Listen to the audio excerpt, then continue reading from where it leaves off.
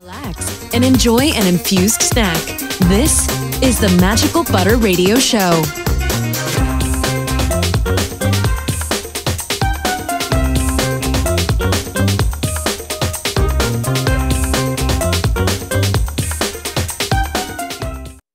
What up, what up? Live from the Magical Butter Studios. Coming at you live. Bang, bang, bang, bang, Bada bang. bing, bada bing. It's the Magical Butter Podcast. Welcome, everyone. I'm your co-host, Dirty D. Dirty D in the Dirty place to D. be. And I'm your host, Chris Whitener, hanging out here in the Magical Butter Studios. Thank you guys so much. The Wild Whiteners of Southern Florida. For joining us today. This is, we got a pretty exciting show. Today's a pretty fun show. Any radio show is a fun show. Last week you saw us on Thursday doing the radio show. We had a few things moved and mixed around. Now we're back at our usual day and time, 2 p.m. on a Tuesday. On a Tuesday. It's June 12th, 2018. We're coming to you guys live from the Magical Butter Studios. As always, we're streaming out live on Facebook, Twitch, YouTube, and also our website.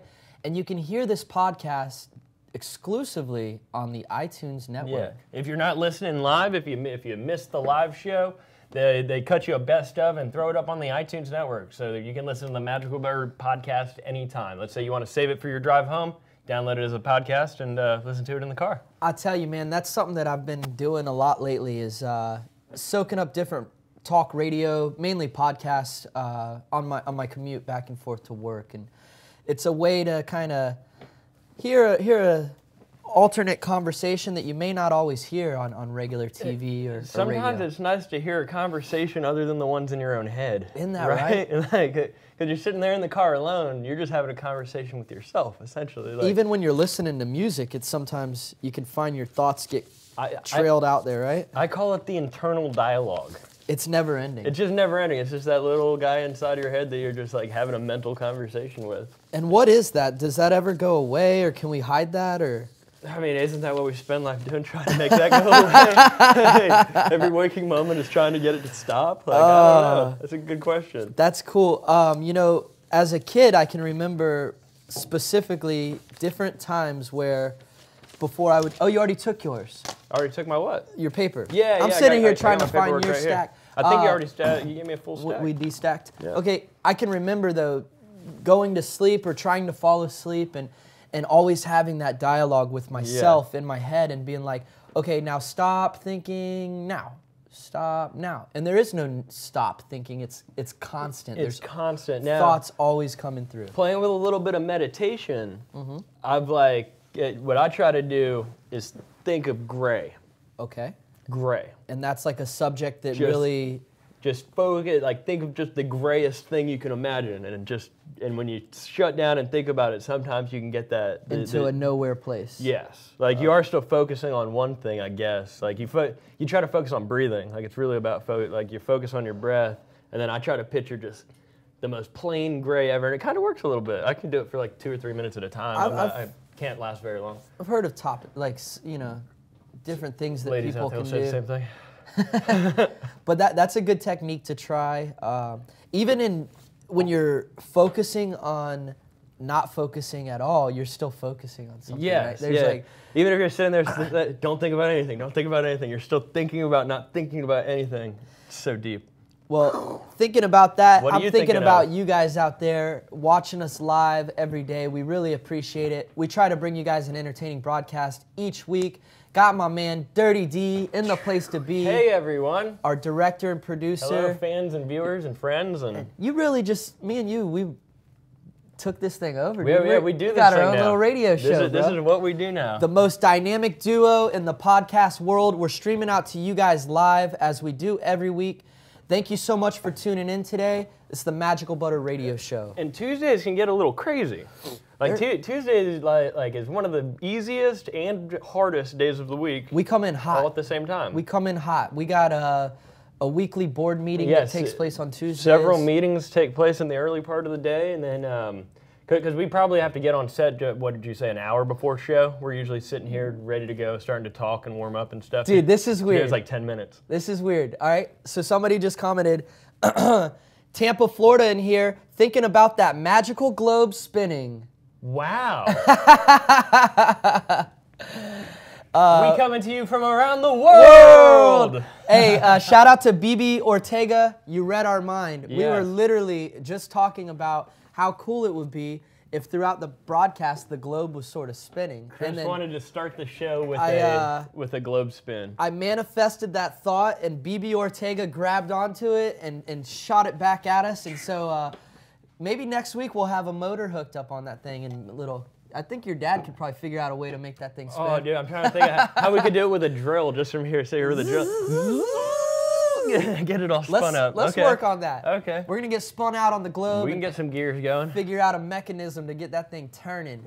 But what's funny is I popped over to the Twitch page to pull up our comments, and E3, I guess, is happening. That's the big video game convention. Oh, it's a big deal. It's going on this week? Yeah, it seems like it's happening right now, and they're playing the new SpiderMan, and I gotta say, it doesn't. It looks pretty sick. It doesn't look bad. It looks like almost like Grand Theft Auto. It is Grand Theft Auto quality graphics. It looks like I remember Spider-Man 1 and 2 from back in the day. Do you remember web on slinging and Tony Hawk Pro Skater there was a code you could use and you could become Spider-Man? I had Tony all Hawk. the codes. And you could do anything. You could do skate tricks, but also like use your web and. There was like unlimited gravity mode. You could just go up in the air and just like button mash, and you're just doing tricks like click, click, click, hitting those point bonuses. Times 25 combos and stuff like that. Like it's the most absurd. Shout out to E3. Shout out to Twitch. You guys can catch us live on Twitch for exclusive content. Where do they find us at on Twitch, bro? On Twitch, you can find us at MagicalButter TV. So it's twitch.tv/MagicalButter.TV. You can head over there to Twitch and search for us, Magical Butter TV. We should come right up. So what's cool is I see there's some closed captioning happening live on their E3 video here as well. So that's something that I'm interested in, is that they're putting live captioning on that. That's something that's pretty cool to have, especially when you're soaking up some content off your cell phone. Because like, if you're in the bank or the doctor's office, you want to hear what your show is saying, but you can't always have it loud, or you don't always have your headphones. So I really appreciate on Facebook when they do that, when there's subtitles so that I can see what I'm watching without volume on necessarily. Because like even nowadays, like sometimes you're sitting around the living room with your significant other or whatever, and you're watching something on your phone, and you're trying not to disturb the show, because sometimes you're watching the show, sometimes y'all are talking, like it's just like a free form hangout time. And sometimes it's nice that it's placed silently. You're like, oh, let me see what's going on here, instead of it just like blasting you. So I know that some of Magical Butter's videos feature, closed captioning in them. And from a production standpoint, maybe you could tell the people at home, what does it take? Like, is there just like standard software that takes the audio and converts it to text, or do you have to actually go in and type the word? Like, how would you do that? This being such a big broadcast, like right now there's 71,000 people watching this broadcast. Okay. I'm pretty sure how it works in the television industry is there's a person typing. Like closed captioning. A stenographer or something, right? Yeah. Like on your TV programs that you're watching on CNN, like when you pull up CNN, there's literally somebody there typing what's live right there. I believe movies and stuff like that, they already can have those loaded. Right. Like every time Joe Dirt plays, it's not somebody having to retype Joe Dirt out Passion every of the single Christ, time. it was like they have all those. The master. Yeah, probably when the file's delivered, it has a closed captioning attachment or something like that to it. But for this live captioning for E3, I imagine they're like, well, this is worth it, where we can pay somebody to sit here and have it live talked about. And one thing, computer programs will get you pretty close. Yeah, I know. Like that's probably when it says inaudible, is when it can't hear what it's saying or the words. Both of us talking at the same time and it's just jumbled. Like who's saying what right now? Like it's hard to tell. Like one thing I know we talked about it a little bit last week. For our hearing impaired viewers, we're gonna start filming recipe videos with them in mind and actually having someone translating in sign language real time. I like that. So that's something that we're working on the back end. We're just trying to figure out. So sign language for the hearing impaired, and then we were talking about being more descriptive for the visually impaired. Yeah, for the visually impaired, me and Dalton and the rest of the chefs that come in here, we're all mindful. You sometimes forget that there could be people listening at home or tuning into your videos that can't even maybe see them all the time. Or even if they're just listening on their phone. Like a lot of people we've heard, like at work and stuff like that, they'll listen to the show because we discuss like a lot of different things. Like even during the visual shows, we discuss a lot of stuff. And then you can look down for visual reference, but it's always great to be descriptive. Like right now I'm wearing an orange shirt, salmon colored Magical Butter shirt. My favorite color. And you got your I'm drinking out of a hat, your cup hat with my jacked name on to it. the back. Thanks to our man Gustavo. Shout out to Gustav and Sergio. Right Team before the show Amazon. started, I'm like, Gus, how should I wear my hat? And he's like this. And he came over and he adjusted it. Here you go, Poppy. Let me swag you out. It just fell into place. He took care of me, you know. Gotta have faith in him. Thank you guys so much for tuning in. I had a really special phone call before I got on the air today with a customer. His name was Brian. Shout out to Brian Fletcher if you're tuning in. But he's been watching our shows for a long time. He's like, I said, hey, thanks for calling Magical Butter. This is Chris. He's like, wait, is this Chris, the guy from like the videos online? And I was like, yeah, what's up, bro? This is me. And he's like, dude, you are so cool and funny. Man. He was like all jacked up to talk to me. So we talked for a little while. He's made over, I think he said 46 unique recipes utilizing Magical Butter. And sometimes he'll make the stuff infused for, his close, immediate family and friends. But sometimes he'll make our recipes off our website non-infused and be able to share those with the masses. Well, yeah, that's the cool thing is that like our recipes can be made non-infused. Like I sub out regular butter for cannabis butter and everything. And when I'm trying to cook with cannabis, that's exactly what I do. I sub in cannabis butter where I'd be cooking with normal butter because I love cooking with butter. I do too, Like bro. butter steaks, butter chicken. Like before you throw your chicken in the oven, you better be pouring butter all over it because that's gonna keep it moist and everything the entire time. Like, Shout out to Corey Hunt. Illegally Healed. Hope to see you in Arkansas soon. We will definitely be seeing you out there, my man. And good old Arkansas. Yeah, we're going to be planning a Magical Butter trip to Arkansas. To Arkansas. So I know you want to be a part of that. I don't know if I've ever been to Arkansas. I've driven through. We went there together, actually. We had some barbecue when we drove through Arkansas one time. Barbecue in Arkansas? I think it was Memphis, were we Arkansas. on the way? Memphis is Memphis, Tennessee. There's Memphis, Tennessee, and there's Memphis, Arkansas. Georgia on my mind. There's a place, West Memphis, Arkansas. West Memphis, and that's where we Arkansas. had barbecue at. And I thought the reason I remember that is because I've always associated West Memphis with Tennessee. Yeah. And 3-6 Mafia, hip hop West music. Virginia. But so anyway, shout out to my boy Corey Hunt. We're coming out to visit you, the Illegally Healed team, and he's doing a lot of work out there to get. Cannabis legalized on the ballot. But Arkansas, was that on the way back from Cannonball Run 2016? Would that have been when we were in Arkansas? It was when we were coming back from Aspen in the van. Okay. We still had snow melting off our van when we were in Texas. Yeah.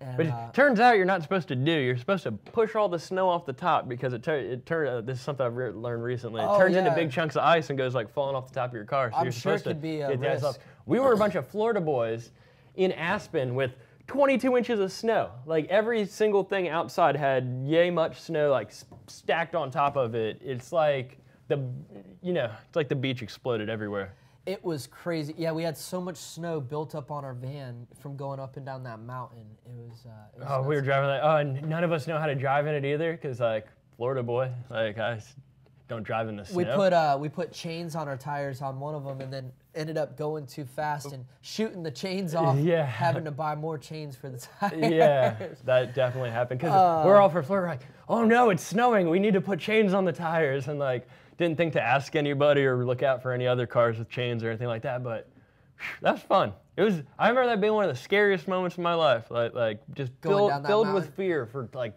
2 hours, like fully. Yeah. Just like gripping and eyes like wired to the road. It was very scary. There ain't enough cannabis in the world to make you feel better from that, right? Yeah, no, like that. It was tough. So we could have just slept in the van. Shout out to everybody hollering at us. Tom Quigley in the house. We got people coming in from Ontario, Canada. We'll be up that way in a couple weeks. Next week we'll be in Ontario. Shout out to Iram. We got people coming in from St. Pete, Florida. St. Pete. Shout out to Oklahoma, Rhode Island. We love all you guys. This is the Magical Butter Radio Show. All over the world. All over the world. And speaking about all over the world, Ontario, Canada, big things happening up to our neighbors in the north. Canada's about to go full legal this summer. But we did a few news stories today. They're now, like, I'm seeing it referred to as the Northern Nation. Wow. Have you seen that, like, titled places? They're referring to Canada in a lot of stories right now as the Northern Nation because you got to really think about it. They're doing a lot of great stuff. They are doing a lot of great things, and they're setting the example for the rest of the world and really putting their neck out there. Canada's always been a nation that the rest of the world has trusted and looked up to. They're a very proud nation of I'd say, polite and nice people. Yeah. And their cannabis laws are amazing. They're doing a lot for the veterans and the patients. Cannabis banking, my uncle was in town this weekend. It was my mom's birthday this weekend. Happy birthday, Mom! Happy birthday, love Mrs. you, Brown. love you, Miss Brown. Love you. What's her birth date? The actual date? June 9th. Nice. Right, so it's around you and G's birthday. Yeah, That so always freaks me out a little Saturday. bit. Yeah, it was Saturday. But my uncle was in town and like up late, having a few beers, me and him talking. Even he knows that Canada and cannabis stocks are where to go. He's like, I'm thinking about buying some Canada cannabis stocks, blah, blah, blah. And he knew all about it. That's getting out to everybody that Canada has it right, has it done right. Like you can get stocks in the cannabis industry, whereas in the United States, you wouldn't even be able to purchase cannabis stock.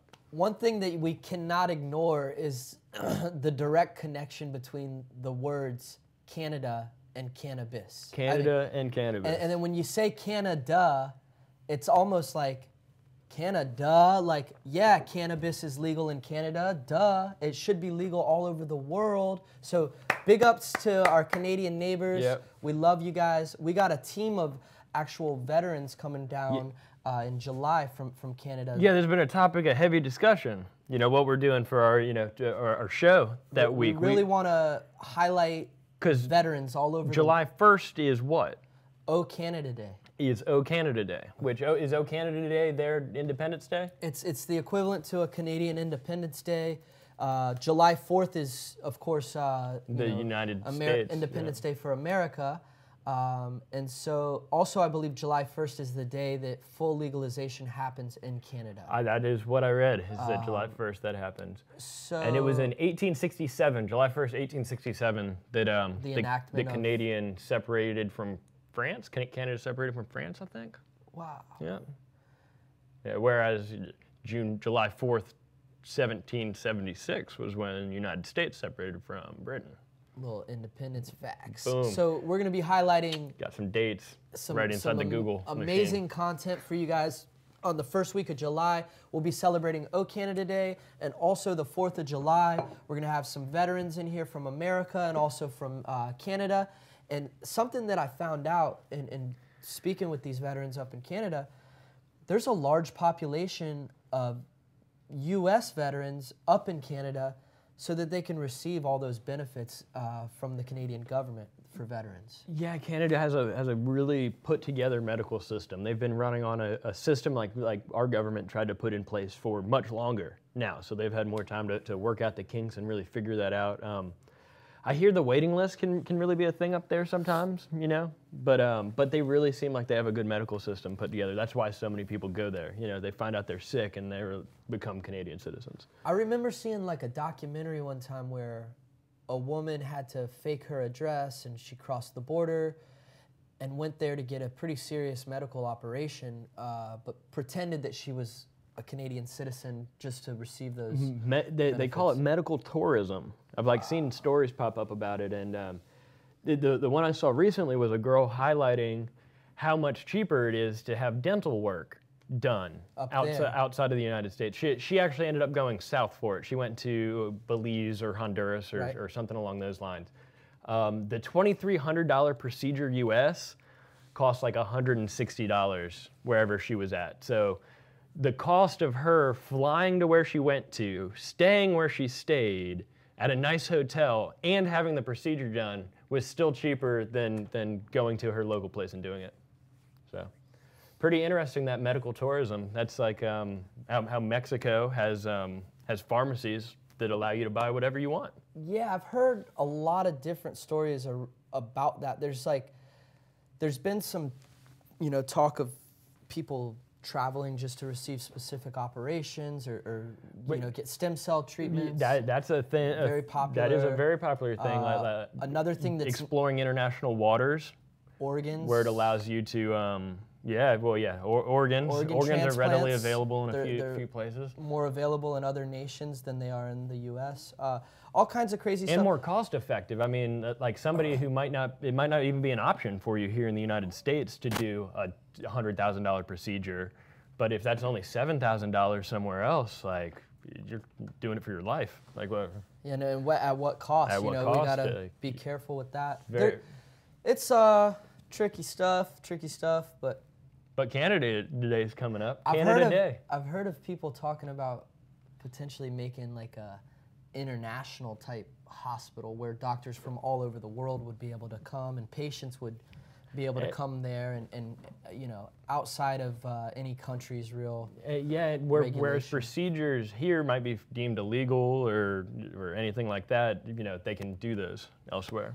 Some experimental procedures or drugs that are outlawed in certain places. MDMA, all cannabis therapy, kinds of psychoactive therapies. LSD, right? We could start exploring this plant-based medicine and some of these molecules and compounds that have so much benefit. See, that sounds like fun. I want to get put on a boat and go eat a bunch of acid. They're always trying to give us these pills and potions and take away our plants and everything else. They're trying to make us not think. What's up with that? We're just trying to think more. Yo, shout out to Oklahoma. They got about 11 days left. They're getting ready to vote on medical cannabis. Oklahoma! We hope you guys can make it happen. Good old Oklahoma. I love the name. Smokelahoma. They're about to be Smokelahoma. So are they going full? If you got glaucoma, go to Oklahoma. Who would have thought you'd say such a thing? No, yeah, they're gonna vote. They've had a lot of people really fighting for it there, and I mean, basically these states in the Midwest, the Bible Belt as they call it, they got no choice, right? Like, the East is making it happen. The West is already full on legalized, right?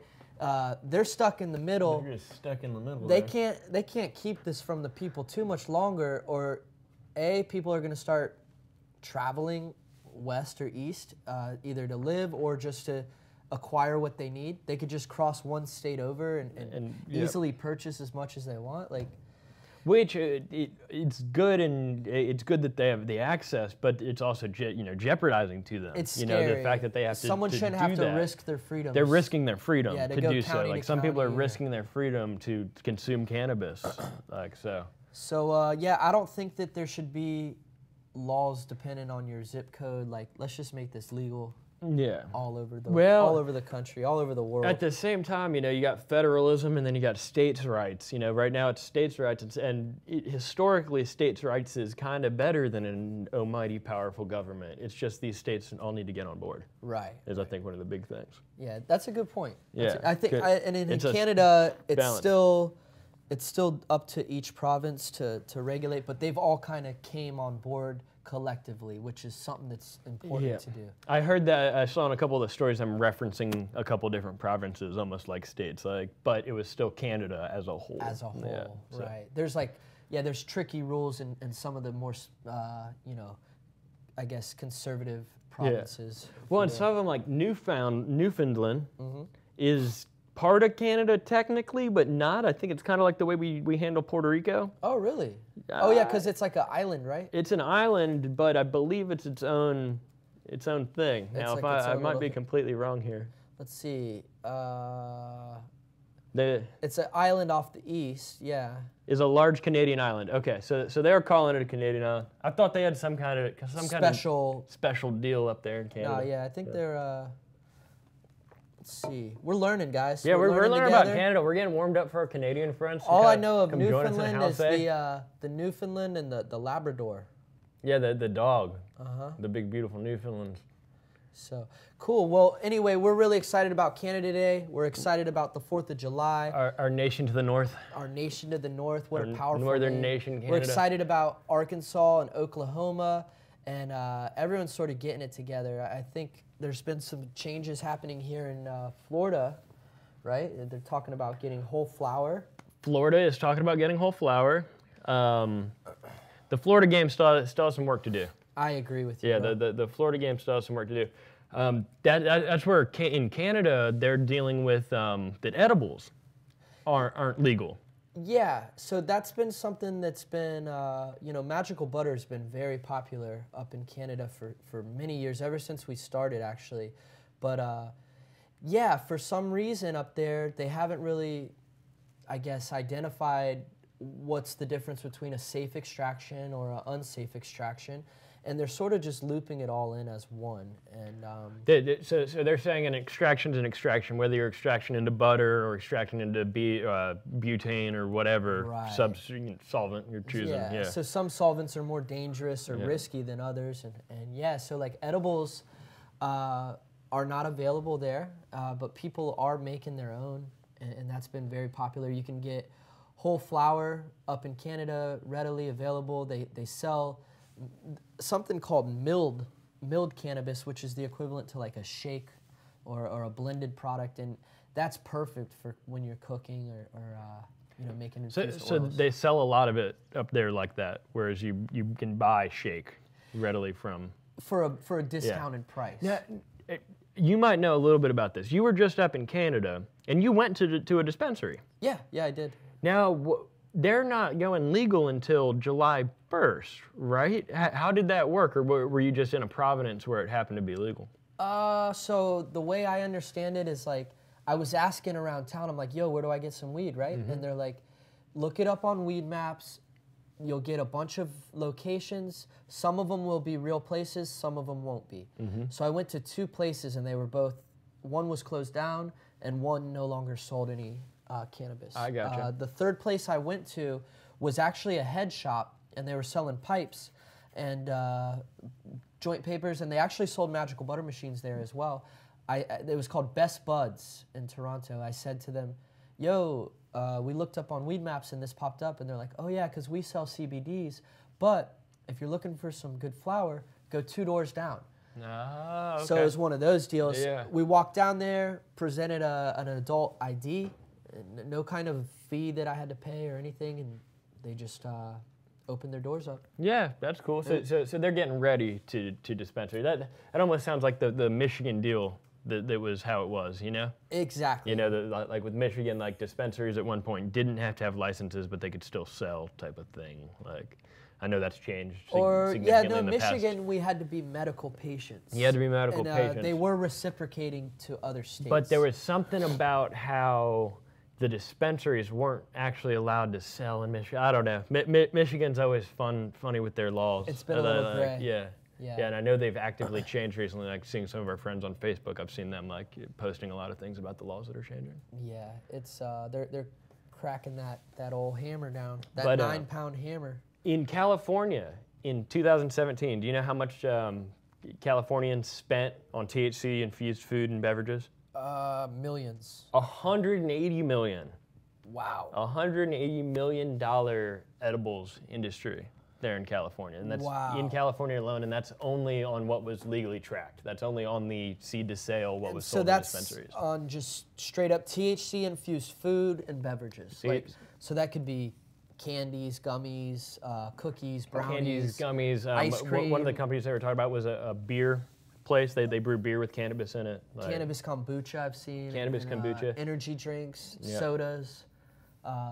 It's cool because Magical Butter, we're so much here. I mean, we have our whole full line of products and devices that help patients and people all over the world, but we're not technically an edible company, but I'd like to find that we're pretty much connoisseurs of all things edible cannabis, right? Connoisseurs and explorers. We like to create and be on the forefront of food trends. Trying things that we've never seen done before. So something that I enjoy doing when I'm on the road is trying out some of these new edible brands that are in these dispensaries. And I gotta tell you, like, it is so cool to go in and have pretty much a wide variety of different food items that you could choose from with different milligram ratios. Yeah. It's really special. I gotta say, like, I'm spoiled a little bit. I almost have like the opposite reaction, like being that I've had, every single kind of thing. food. Yeah. Sometimes we struggle to come up with recipes because we're like, we've done that one. Like, so having had every kind of food infused to a way that makes me happy, you know, because that's the thing. Like, you're buying an edible in the store and you're wondering how it's going to be. You know, you might be spending $25 on a 50 milligram edible, and you might not know what that does to you.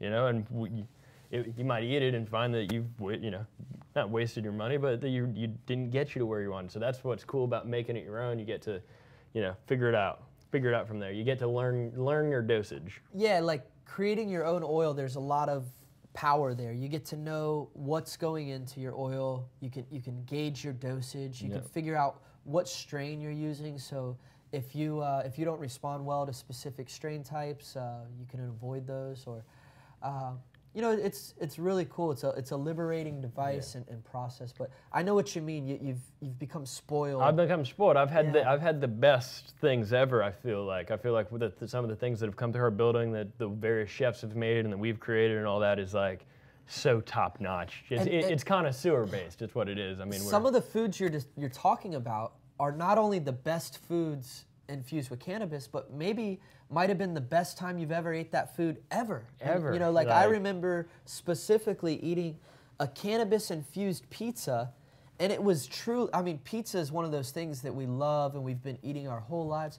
It was truly the best slice of pizza I've ever had in my whole life. It's created this whole interest that I have in food, you know? Like getting to learn from all these different chefs we work with, but like I know I'm infusing the food, I suddenly care so much more about it. Like, you can easily go home and make dinner and not put much thought into it and just like follow a recipe, but you're like, I'm adding cannabis to this. I want this to be so dang tasty, and I want it to be such an enjoyable experience that like you end up with some of the best things you've ever eaten. I feel like the best food I've ever eaten has been cannabis infused, and I'm almost like, so every now and then I'm not as interested in food that's not cannabis infused. Yeah, no, it's like you've found a passion for food, and it's an amazing, it's an art form. It really is, and like we're so blessed and thrilled to be able to work with such talented people. We get inspired by our users constantly, and Magical Butter Users United. You guys submit to us different recipes that you're working on or food ideas.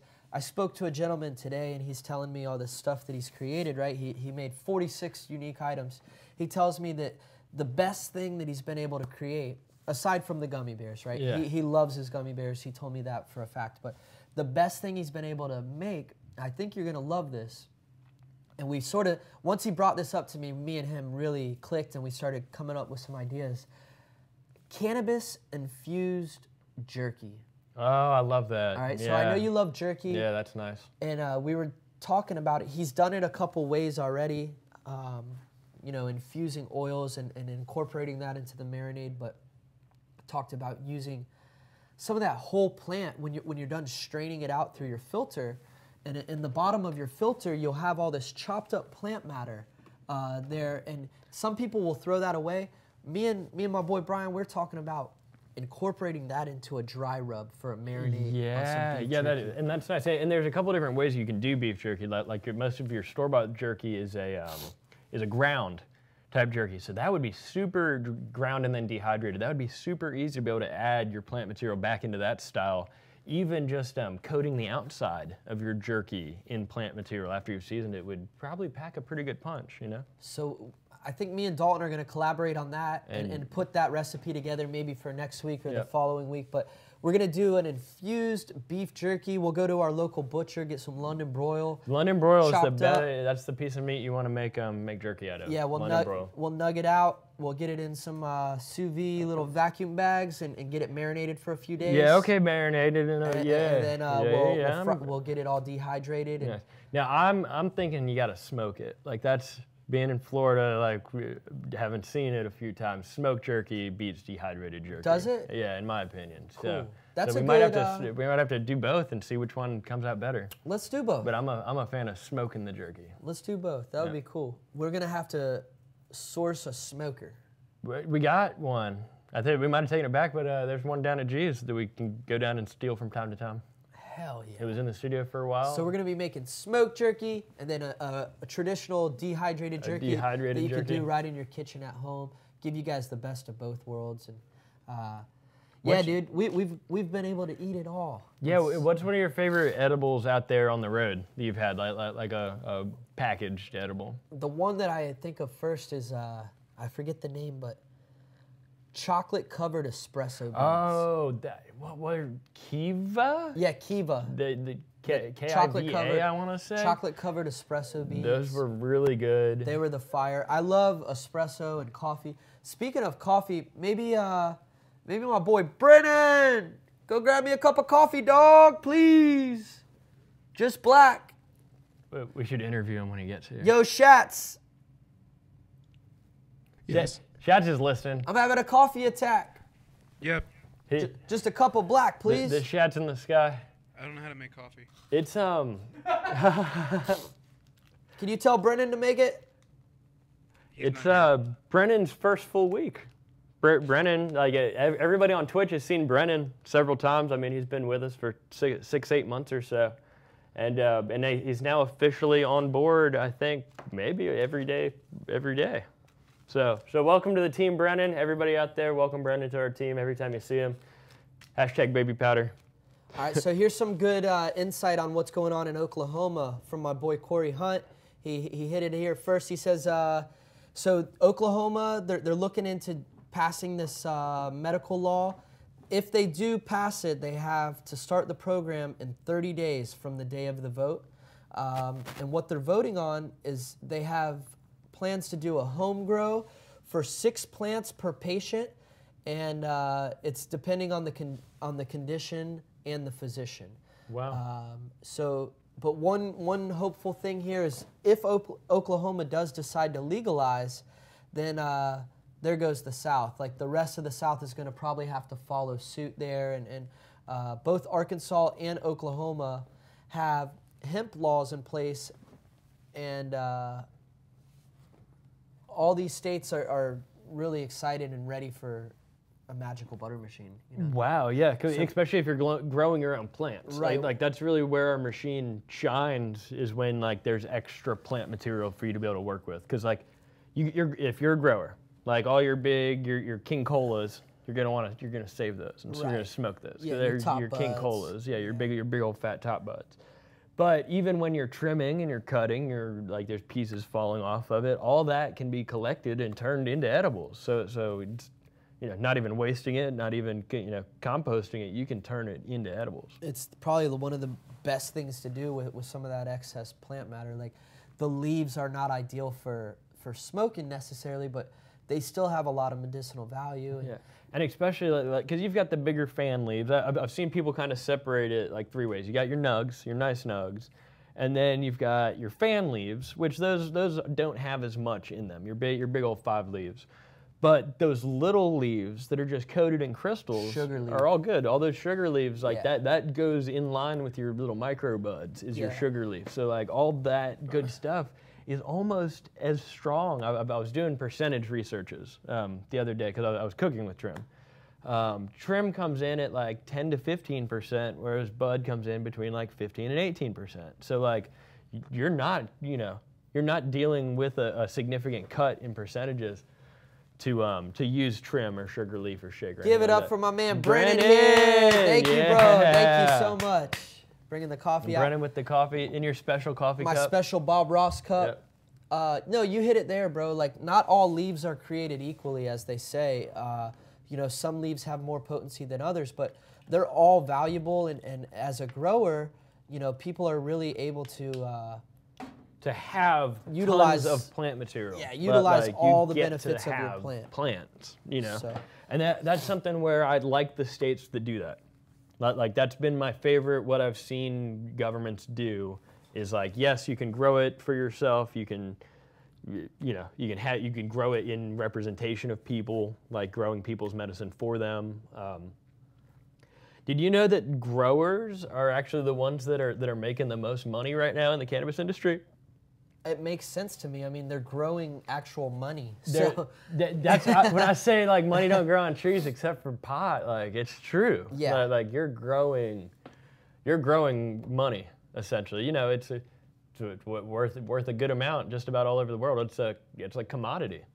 Are you having internet connectivity issues? Yeah, I just got all screwy. Me too, as long as Schatzberg hasn't warned us that there's anything going on with the Schatz, we all internet. good on the server there? Like, that's what I was going to reference, making sure that he's okay. Everything's good on my end. Okay, well, everything's Looks good on Schatz's Looks end, like we're still live with all of Yeah. you guys. Thank you guys at home for tuning in and watching. This is the Magical Butter Radio Show. You're hanging out with me, Chris, and also my man to the right, Dirty D. What up, y'all? We're having a good day today. Just really, it's been great so Yeah, far. we're just talking about chatting it up. some cool topics and Talking a little bit about cannabis cultivation, and you're saying that growers are grossing the most money. What I'm saying right is a new report is out, and if you're trying to make bank in the cannabis industry, like just as a job, Okay. so this is Career. different. This is different Career-based. than investments. Right. This is talking if you were trying to work in the cannabis industry. Looking for a career. A career. Yeah. They're saying that being a grower, it can earn you one of the largest salaries. Wow. But And there's probably some things that, obviously there's a lot of growers that are in the game currently that came up from the Prohibition era, have been growing for 30, 40, 50 years, maybe even 10, 20 years, who knows the length of time, but there's probably some specific things that someone could study in school and really get a deep knowledge and understanding of plant biology. yeah, that's what this article was talking about, is that that it's become more legitimate than somebody that just grows pot. So doctors that are studying botany and things like that from high level colleges are now starting to enter the field. So like you can have a professional botanist, and that's what you'd want to have. If you had a serious cannabis grow that was distributing hundreds and hundreds of pounds, you would want to have the highest quality person in charge of it that knows what they're doing. Absolutely. I know I talked to some old school growers from the 90s, and right before Cali was talking about the medical stuff, they started aligning themselves with legitimate growers of other crops. So mainly that of herbs and vegetables, sage, lettuce, and there's a lot Places that have large organic farms. Farms, right? And they modeled a lot of their cannabis grows off of the lettuce farmers and figuring out ways to maximize efficiency in cannabis grows based on these tried and true techniques that farmers have been, utilizing, and it's amazing. And then so now that we're transitioning into a period where cannabis is more accepted and legal, these growers and cultivators are really going to be able to take it to that next level. Exactly, and especially that, I'd have to look it up. What do normal botanists make, or what jobs do botanists even take out in the real world? I know there's botanists that work for zoos and botanists that work for that are writers and things like that, and TV hosts. But now that's a whole new industry for botanists, is being cannabis growers, like growing medicine essentially, which is very cool. They say that in Canada, we're still referring to our northern nation here. The regular salary for a grower right now in Canada is between $81,000 and $100,000 per year. So between $80,000 and $100,000 to grow marijuana.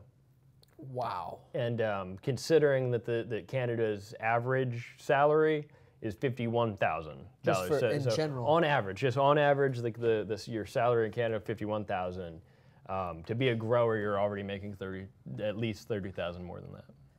It makes you wonder, would one make more money as a black market cultivator than they would as I know we're not trying to encourage absolutely 100%. Probably though, right? Wouldn't we guess? Yeah, I'd say so. But the risks involved are way more severe, and you're constantly probably trying to watch your back. And that's where is that risk I like to call it worth the the double rewards? dip.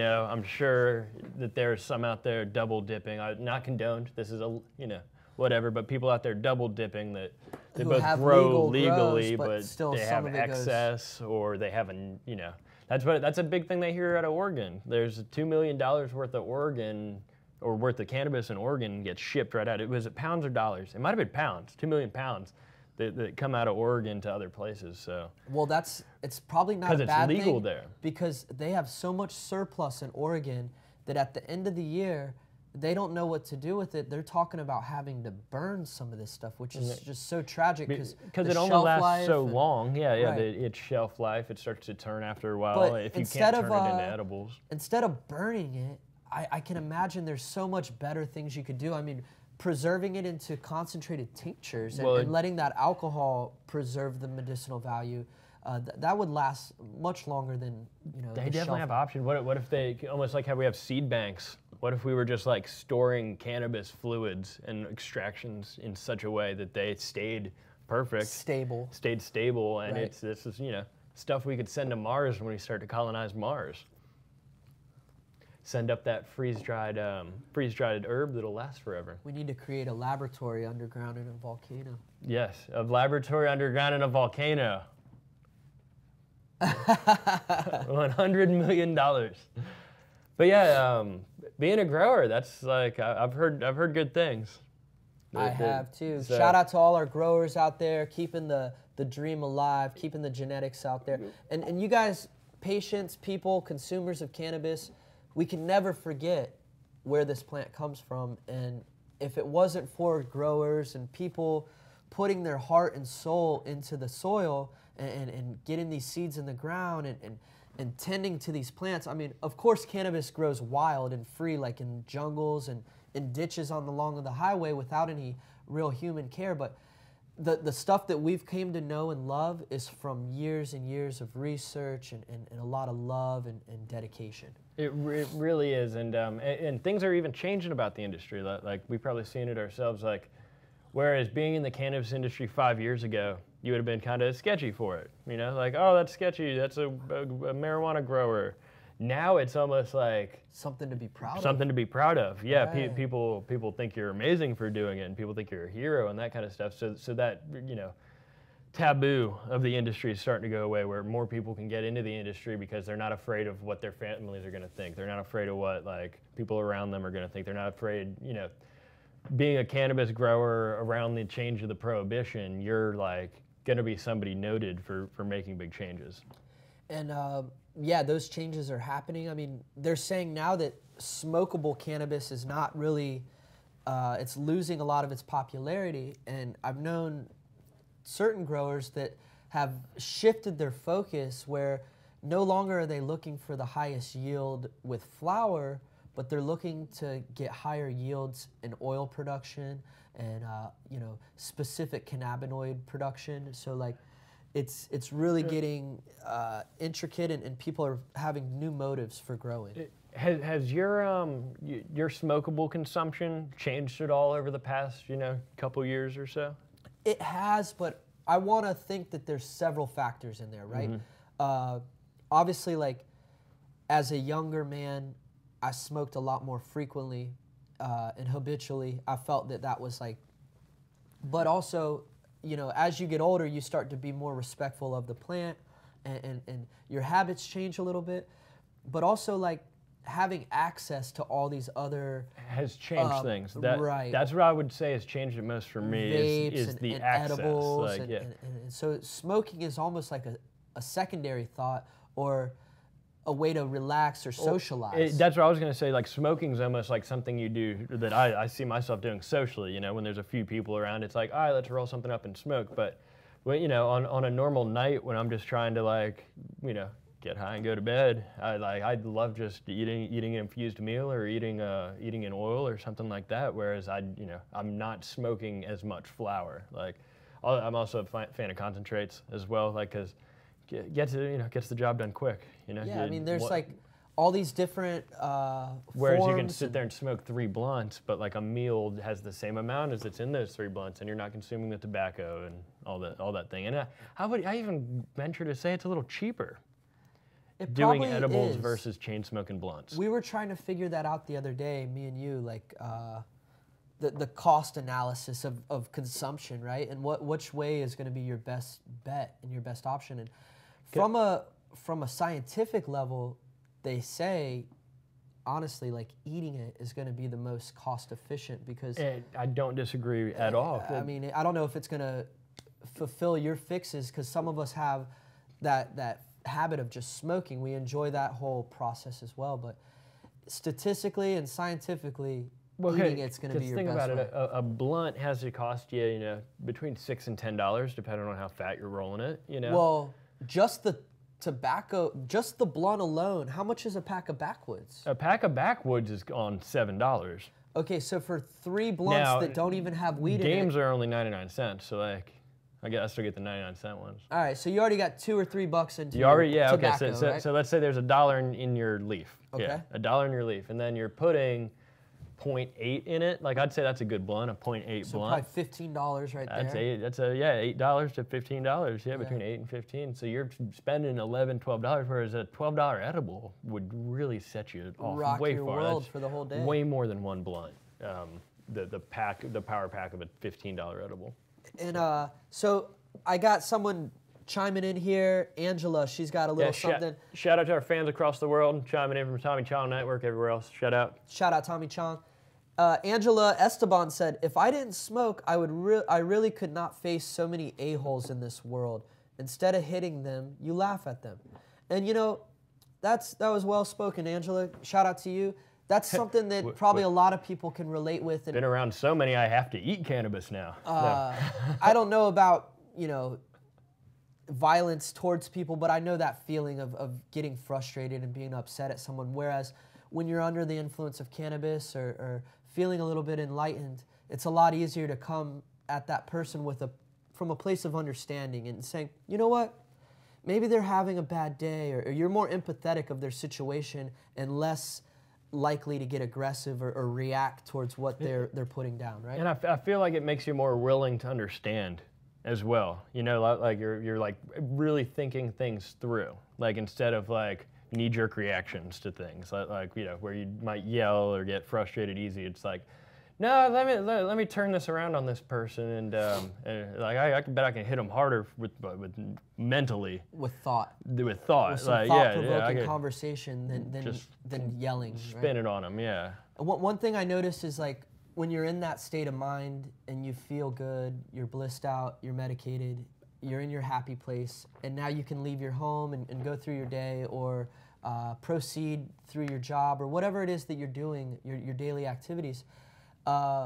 Like driving is something that some people have trouble with as far as aggression and road rage and all these things. And I think there's a psychological reason for it. I mean, when you're behind the wheel, you're at a heightened sense of awareness and you have safety. to be very careful. Yeah, your whole life, your life's on the line. Your life, other people's lives. You could have your people freedom, you love with you. All these things. So all these things are involved. When you're in a state of mind where you're in the blue zone and you're feeling cool and calm, and something happens, you're less likely to get aggravated at that or get upset with the other driver. Right? Absolutely, yeah. It helps you just be like, helps you get rid of things. Like, how is that going to affect your day? Them driving crazy, they're going to go on and drive crazy and go continue their day crazy. You're going to go on and continue your day however it is. Does it affect anything? No, it doesn't affect anything. Like, that person that cut you off, they're not going to remember you cut them off or that they cut you off. They're going to go on, and you're going to go on as long as you don't do anything else.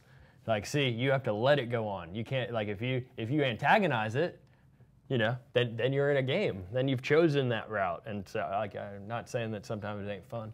No, you got to stay in a cool place, keep your temperament down, and cannabis definitely helps with that. Smile and laugh it off, like anything that happens. You got to smile, laugh it off, and then figure out how to handle it the right way. Sometimes your knee-jerk reaction is to do one thing, but like, how do you handle it the true right way? Right. Yeah.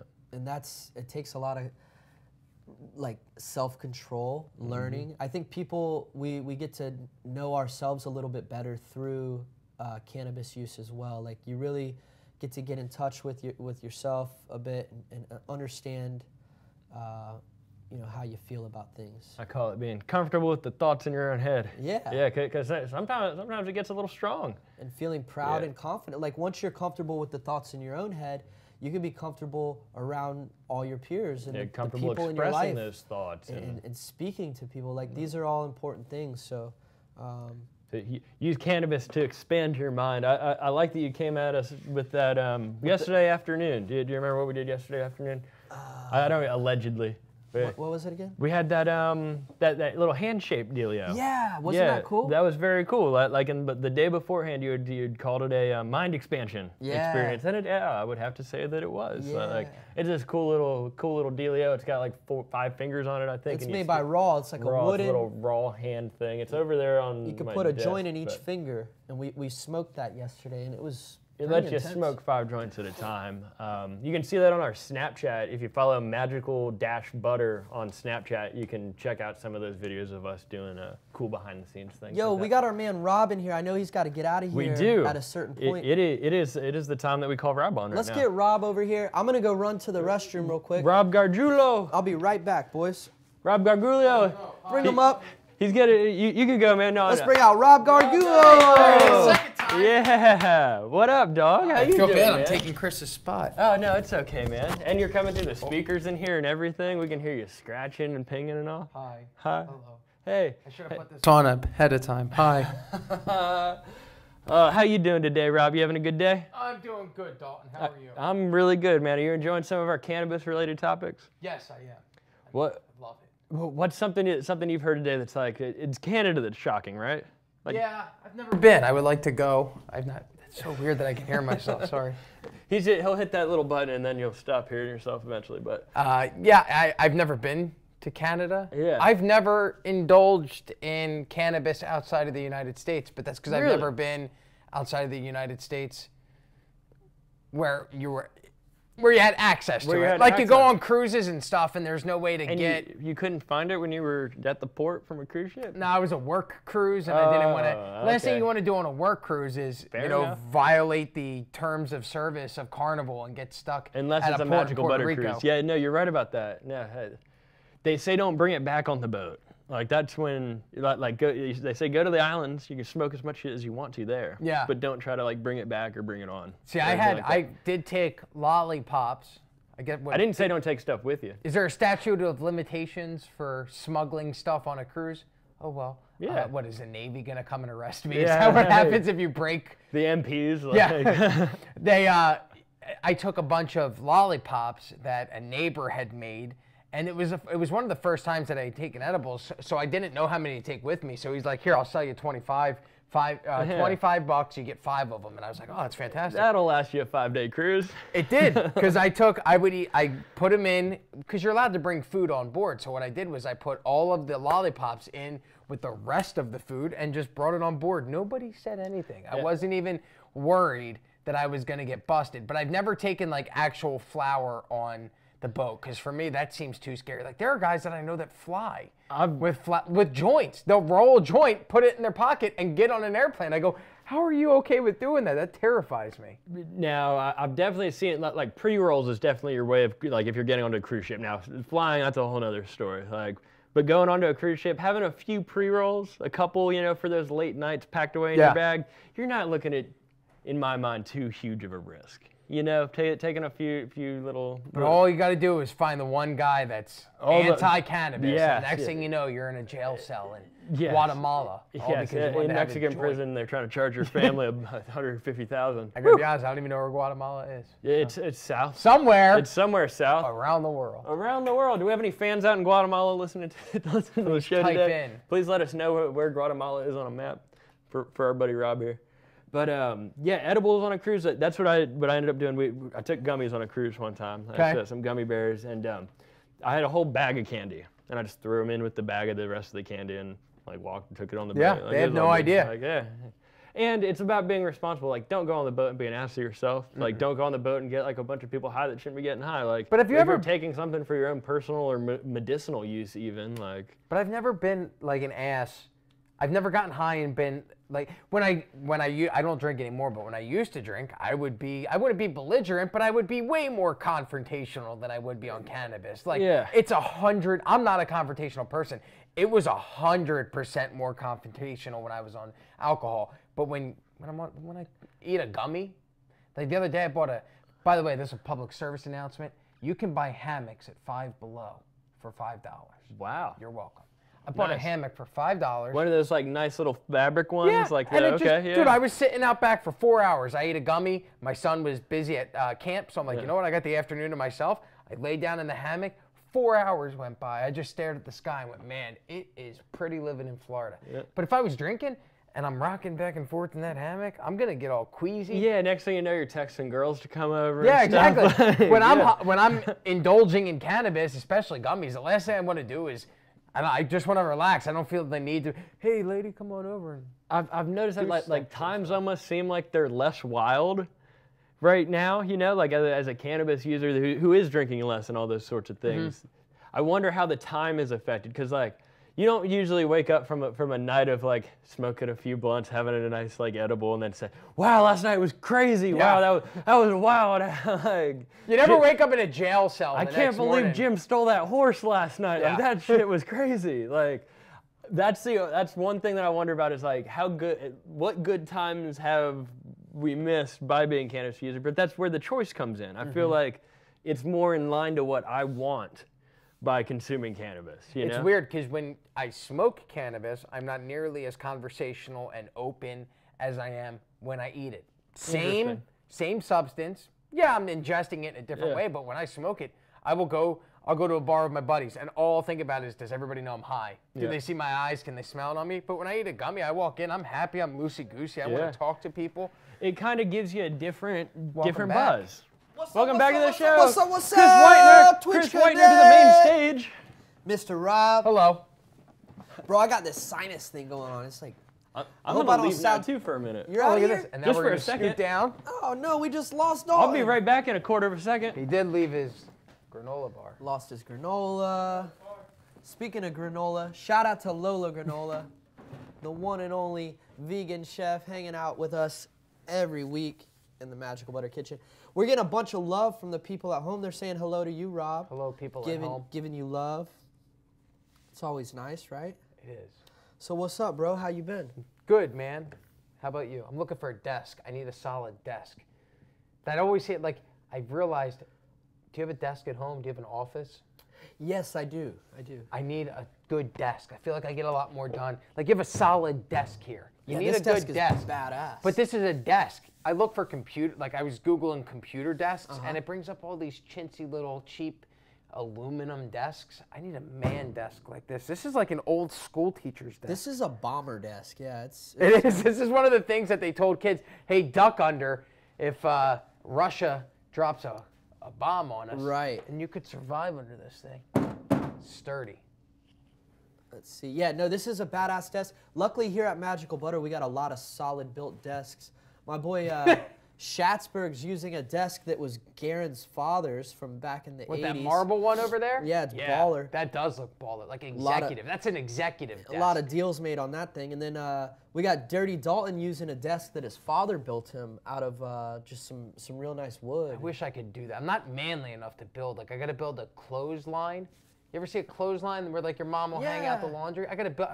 It seems pretty easy. Cross, another cross, and you just, man, it's taken me a week to try and figure this clothesline out. Why, what's up? You don't have... I'm not a good man. I need somebody to come teach me how to do You don't stuff. have a dryer? I have a dryer, but I'm moving into a home, and I want to save money. And we live in the climate that's perfect for drying your clothes out. It's hot as heck here. You got to be careful when you hang your clothes out to dry because, like, they could end up smelling like your neighborhood. That's true. If you live in a dirty neighborhood, that would be a problem. I live in a nice little neighborhood. I'm moving, so hello, neighbors. I don't think you're dirty. So did you already move or you're in the process? In the process. It's a transition period. Got it. Got it. Cool. Well, that's exciting stuff. And we got a couple things coming up this week. This weekend is Father's Day. And Where did you get your dad? Nothing. Yet? Nothing yet, yeah. What are you going to do for it? Do you have any idea? It's weird. Father's Day is a weird holiday because dads don't really celebrate. We're usually the ones that buy for others. They're the anti-celebrator, right? Yeah. I don't know what I'm going to do. I'll probably plan like a little outdoor adventure with my pops. Me, him, and my brother or something like that. You ever go to Rainbow River? I have. Take him. I went to Rainbow River this weekend, man. That is a fun, it's a 4 hour just float? Hang out, man. It doesn't matter. Did you bring your son? Or? Yeah, my son, my girlfriend. We tied all of our floats together, Uh-huh. and we just floated down that river for 4 hours. It was a fun, relaxing day. Was everyone cool? Yeah, everybody. That's man. You get a bunch of people. You give them inner tubes and water. Everybody's just relaxed. They have They're a good happy, time. right? Yeah. Yeah, I tell you what, those sometimes you sign up for those river floats and you forget how long it takes to get all the way down the river. Oh yeah, man. Yeah. I'm gonna move back over here and let Dalton back We in. like you in the middle. Yeah, I like being in the middle. Robbie Rob in the middle, dog. Back from a short break. Just So, saw our boy Kenny out there. Yeah, oh Kenny. Oh, Kenny. Oh Kenny. Oh, Kenny. So Father's Day is this weekend, Dalton. We're talking a little bit about that. Rob is a father. I am. Nice. Dalton's a father. He just doesn't know it. Yeah. Oh, I'm a congratulations. great stepdaddy. Yeah. We have Uncle Dalton. a 24-hour sale that's going on right now as we speak. Go to MagicalButter.com to take advantage of this. We have our Magical Butter Baker's Kit. It's flying off the shelf with free shipping. You get the Magical Butter machine, the decarb box, and also the silicone gummy mold for $50 off. So this is normally a $209.95 deal. We're making it available for 24 hours for your father, $159.95. And when does that sale start? It's right now. It's right now. The Until next when? 24 hours. So for 24 hours, we're running a crazy 24-hour sale? Yeah. You can click the link in the description. Click the link in the description. And that'll take you right to... Yo, do we have The way you Shats, said it do we was have like a an question. iPhone charger cable anywhere? Yeah, I think there's one on my desk maybe. Yeah, so 24 hours. Click the link in the description. For just 24 hours. Here, 24. Let's all do our best little gimmick, all right? You do your best salesman gimmick right now on the Father's Day deal. Let us know what you got, Dalton. Decarb box, gummy molds, magical butter machine with your included love glove and filter bag for just $159.95. Available now through 24 hours on MagicalButter.com. Now through 24 hours. That was pretty good, pretty good. Do I have to go next? Rob, it's your Rob. turn. Here's some of the bullet points for you. See, I liked your auctioneer style, but I would go much more. Can I get a close-up of my face? Yeah. Let's get a little close-up of his face here. Like one of those, in the eyes of an angel. All right, here we go. This is going to be the Rob Father's Day sales pitch. I hope my dad's watching. Do you love your father? Who doesn't love dad? Your father's given you life. Now it's time to give him the package he's always wanted. It is the Magical Butter Father's Day gift package. That's right, a Magical Butter machine, the decarb box, a gummy mold, all for $159. What is it? 95. $159.95. On sale for $50, only for 24 hours more. Show the man who showed you life that you love him as well. MagicalButter.com. Dude, Nice. that was pretty solid. That was pretty That solid. was fire. Yeah, let's get a little close up for your boy Chris. Scoot over. All right. All right, let's see what I got for you. Look at that hair. Beautiful locks. Let's talk about dads. It is a young Kurt Russell. Yeah. Young Kurt Russell here. Are you a dad? Do you have a dad? Do you want to get more close with your father? Get him a Magical Butter machine. That's right, folks. Give him the gift that keeps on giving. The Magical Butter Machine Baker's Kit is here for 24 hours. The exclusive deal. $50 off. Originally a $209.95 value. It's going off the shelves for $159.95. You're going to get the Magical Butter Machine, the Silicone Love Glove, the Purify Filter Bag, the decarb oxalator, complete with the integrated thermometer, and a silicone gummy mold. Whoa! Click the link in the description. All right, that was fun. That was fun. Good cool. job. We forgot to tell you guys, free shipping and only in the continental United States. Those are the little talking Nice. points. Yeah. Free shipping. 50 states only. But wait, there's more. There is always more. That's fun. Good times. That's cool. I didn't know we were doing a 24-hour sale. Mm-hmm. Wow. Yeah, it's like, you force pressure on them by putting the time You got limit. 24 hours to get this awesome deal, because that's a good deal. High press tactics. Come on down, 24 hours, kick our tires, MagicalButter.com. It's less of a cost than what the machine normally even goes for. Dude, and you're getting extra accessories, and you're getting free shipping. You're getting the extra accessories and the free shipping, whereas like buying just one of these can normally cost you $200 with shipping. You're getting the decarb box, the gummy molds, and free shipping. I feel like more than a $50 value. You're gonna look like a killer kid. Your father's gonna love you. He's gonna be like, wow, you know, I made you and just in the apple. Does your dad grow pot? Buy him one of these things. No, but for real, let's get serious and let's talk about dads a little bit, because my dad used to grow pot back in the good old days. Then he had kids and got a career and just sort of got into this whole, you know, I'm an adult professional guy. I can't do drugs anymore, right? Or smoke weed anymore. They all go through that phase, don't they? Right, they went through this whole thing in the 90s. Oh, ain't that cute when your dad goes through a phase? So my pops was real straight edge for several years. No cannabis in his life whatsoever. Law-abiding citizen. And I was able, you know, I got this job at Magical Butter and started finding out all the wonderful benefits of herbs and a plant-based diet and getting cannabis into ourselves daily. And I kept harping on my pops. He suffers from a little bit of stomach illness. I'm like, Dad, thanks, player. I'm like, you need to try some cannabis. I'm telling you, it's gonna help you in so many ways, more ways than one. I can't even tell you how much it's gonna help you. And he was very hesitant for a long time. He didn't want to get high or feel silly in the head or none of that. So through CBDs, originally, I was able to start him off on CBDs with the confidence that he wouldn't get high from it. And my dad started feeling so good. I mean, all these different things that used to ail him were gone, and he started waking up and just... His attitude even, probably. Like, that's something... Positive attitude, right? Yeah. And so he was like, dude, CBD was so great, I'll give one of those gummy bear things a try that you're talking about. And so all it took was one gummy bear. My dad tried one, and he was instantly trying to figure out, what do I got to do to keep these... Like, he learned how to make them. Now him and my mom make their own gummy bears. Nice, yeah. And it's a pretty special thing, and that's my little tale of cannabis and my father. I know that your dad wasn't always hip on it either, right? Growing up, he's kind of always been a little hip on it. Like, I'm sure there's parents out there that feel the same way. When your kid's a certain age and they're in school, and like that was back when it was a little more taboo. We're talking, you know, the late 90s. So back then it would have been a little little more frowned upon. So I definitely know that when I was growing up in those crucial ages, that my parents weren't engaging in cannabis too much, and like even after the fact, they never were really too into it. But since I got this job, like I remember seeing my dad smoke with my cousins and shit like that back in the day. But since having this job, I've gotten to like really open them up to it. Like the CBDs was a big step. I've got both my mom and my dad take different brands. They chose brands that they like. Like my dad has one brand that he likes, and my mom has a brand he likes. I was recently able to provide her with Hygieia for her birthday, so that was cool. I got to hook her up with a real nice bottle of CBDs that I know for certain are good to go. Because like some of it's snake oil, it's hard to tell.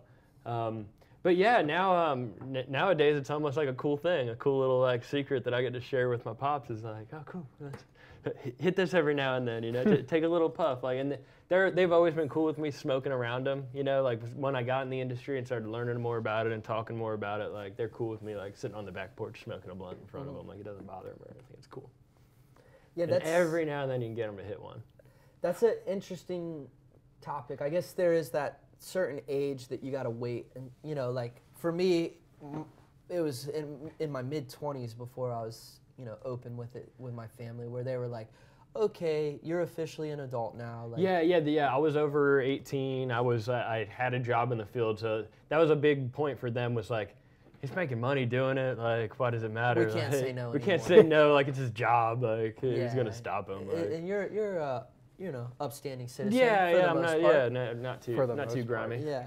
So they're saying like, the question here is, does cannabis make parenting better?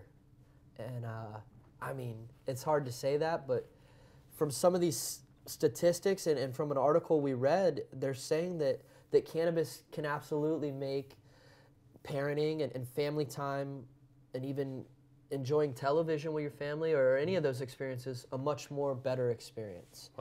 Does cannabis make everything better, maybe?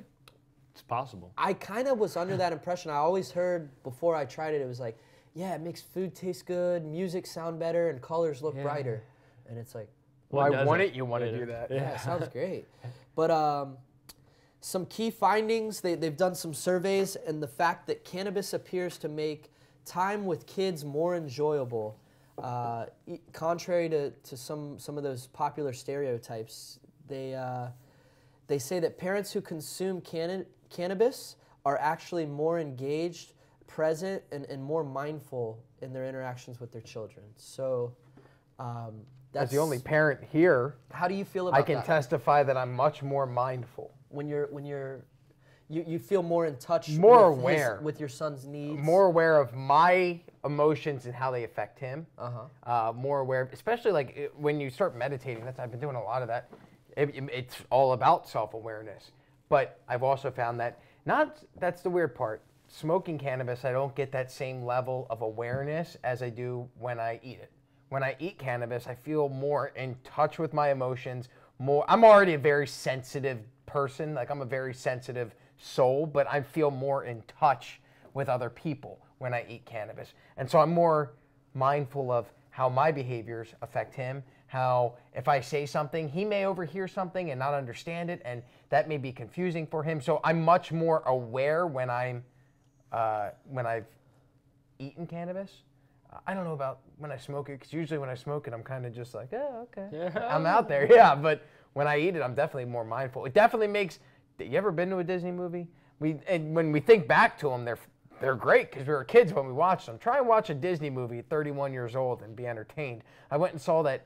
There was some weird movie with Oprah that just came out. Long movie, like 4 hours. But it went by like this because I had taken a gummy right before I went. Did you get into it a little bit? That one didn't really have a good plot, but I've gotten into every single Cars movie, every single Planes movie, every Disney movie you can imagine, I've had to see. And every time that I've indulged in cannabis beforehand, it's made the movie experience much more enjoyable. Yeah, they say nearly 8 out of 10 cannabis-using parents surveyed say they regularly consume cannabis prior to watching TV or movies with their children.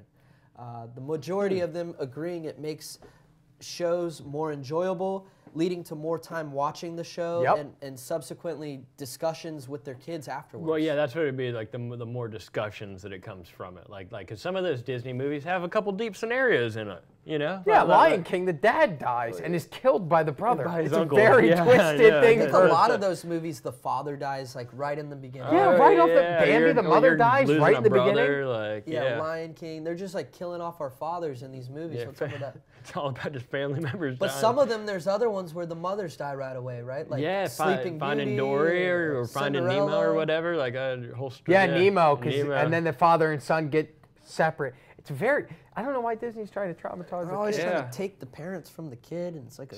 Have you guys been to a drive-in movie theater? Like, I know that sounds like a foreign idea in 2018, but there's one in Riverview. Is that a place, Riverview? Yeah. Riverview, there's a drive-in. And I used to go to the drive-in all the time with my kid. He loves going to the drive-in because they have the best snacks at the drive-in. You get double features, and it's half the price. Yeah, drive-in sounds awesome. The best part about a drive-in is you can get busy with your significant other, and you can smoke weed in your car. Can't do either of those with my kid, but I feel you. Oh, I bet yeah. It's a fun time. Well, yeah, when you're taking your kid, it's another story. Also, if you have a killer sound system, if you have a killer sound system in your truck, you could really get those like Dolby effects from the movie, right? Are you talking about plugging in the thing into your sound system? Like, well, no, you tune the radio. When you go to a drive-in, you tune in on your radio inside your car. Okay. You've never been to one? Dude, the food is fantastic. Well, it's like fair food, but half the price. But it's sold. I love fair sold food. on that idea. Yeah. Yeah, I bring my camper van. Are you saying they got good chili cheese fries? Oh, they got everything. I bet And the best part, man, you can sleep overnight in the movie theater. Like, you get tired, you just sleep there. You wake up in the morning and you drive home. That's why I take my camper van. Nice sleep. And a 6-pack. That's cool. Like, I imagine a pickup truck going to the drive-in. You can throw some pillows and some blankets in the back, maybe an air mattress, a couple pool floaties, and you got like a whole little station. Like the pool floaties. Yeah, it's The like an pool floaties. inflatable mattress. It's pretty much an inflatable mattress. Like, As long as there's no mosquitoes only out, $7 right? each. Well, yeah. See, you got to keep enough smoke around to keep the mosquitoes away. Which they never bothered with me, mosquitoes. You're from the north, yeah. They never, yeah, bad blood. I bet Chris gets eaten up. He's sweet like sugar. He looks it. I heard mosquitoes bite you, they die. They get fucked up, that's for sure. They're like, toxicity. So let's talk a little bit about our dads. I shared my story with Cannabis. Dalton shared his. Rob shared his a little bit. Let's talk about, Father's Day. Some of the stuff we're going to do on Father's Day. Yeah, it's Sunday, right? It's Sunday. Yeah, there'll definitely be like some lunch going down, at one of the local spots. Like I see my parents every Sunday, so like some people don't like it's not super out of the ordinary. But I'll meet up with them for lunch on Sunday. We'll do like some present exchange. Like I know what I'm getting my dad for Father's Day. Cool. I feel like Father's Day gets forgotten because it's just like a holiday that people don't really celebrate. They kind of do. Some families do, some don't. But now if you moved it to like a weird day, like Father's Day should be Thursday afternoon, the last Thursday in June at 2:45 for no reason whatsoever. And then every dad just gets off work that day. Then everybody would remember Father's Day. But otherwise, it's you remember Mother's Day, you remember your girlfriend's birthday, you remember your mom's birthday. But your dad, do you know your dad's birthday? Yeah, April 10th. October 3rd. Well, screw you guys. You're better sons than I am. I have no idea. Rob, you're a POS. I am, man. I don't know my dad's birthday. I got hit hard though, because so far it's been Mother's Day was 2 weeks ago. Last weekend, Mother's birthday. Cool. This weekend, Father's Day. 3 in a row. Yeah. Hitting you with family time hard. Like that's just the government calendar forcing family time on you. They dealt with you for so many years. It's only right. I mean, it's important though to give back to our fathers. Let them know how much we care about them. One song that really hits me in the heart is "Cats in the Cradle." Cats in the Cradle, right? Yeah. Talking to my man Leather a couple weeks ago about that song because he's at that point right now. He's hot in his career and he's got some kids. He's trying to raise his sons. He's got his father. His father's a little bit older than him. He doesn't know how much time his dad has left. He's trying to spend as much time as he can with his son. But meanwhile, he's trying to work as hard as he can to provide and be successful as well. And it's like this dynamic that happens in that song. I grew up listening to it as a kid, and it meant one thing to me. And now that I'm a little bit older, I'm in the man phase of the thing. I don't have a kid yet, but it's starting to mean something different to me, right? And then now, one day, once I finally have a kid, the song will have even more meaning.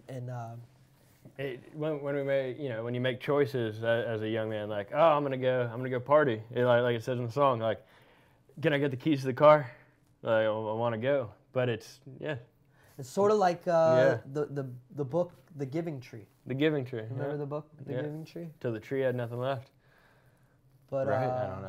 I don't know. I kind of remember the Giving Tree. I was gonna say I was gonna the agree tree with gave you. all of its leaves, didn't it, or something like that, until it was dry. Like something along those lines. I know what the Giving It's Tree just is. the media trying to make you emotional.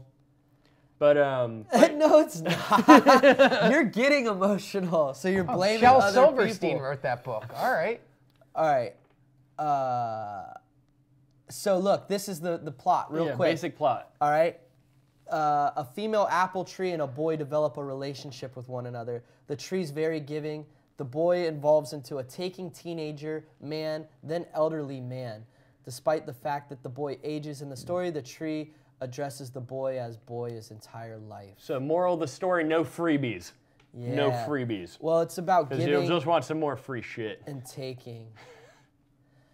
I don't know if the Giving Tree was the best example. I'm trying to connect the cats in the cradle here, but what I'm trying to say is when you're a little kid, all you want is to spend time with your dad. And when your dad is a young man trying to raise a kid, he's working his ass off to give you a meal or put a home making sure over that your there's head, enough money in the keep the accounts lights on, and keep cars your mother that are happy. safe to drive in, and Yeah, so then you get to another place where you're a little bit older now, and now you're working your hardest to be a successful man. But even before that, there's like the age where it's like, oh, it's my parents. I don't want to hang out cool with them. for them. I'm too cool to hang out with my parents. Right. Like, yeah. And then you get to that place where you're too busy to hang out with them because you're working all the time. But and then now your dad has more time he wants to spend with you. Yeah.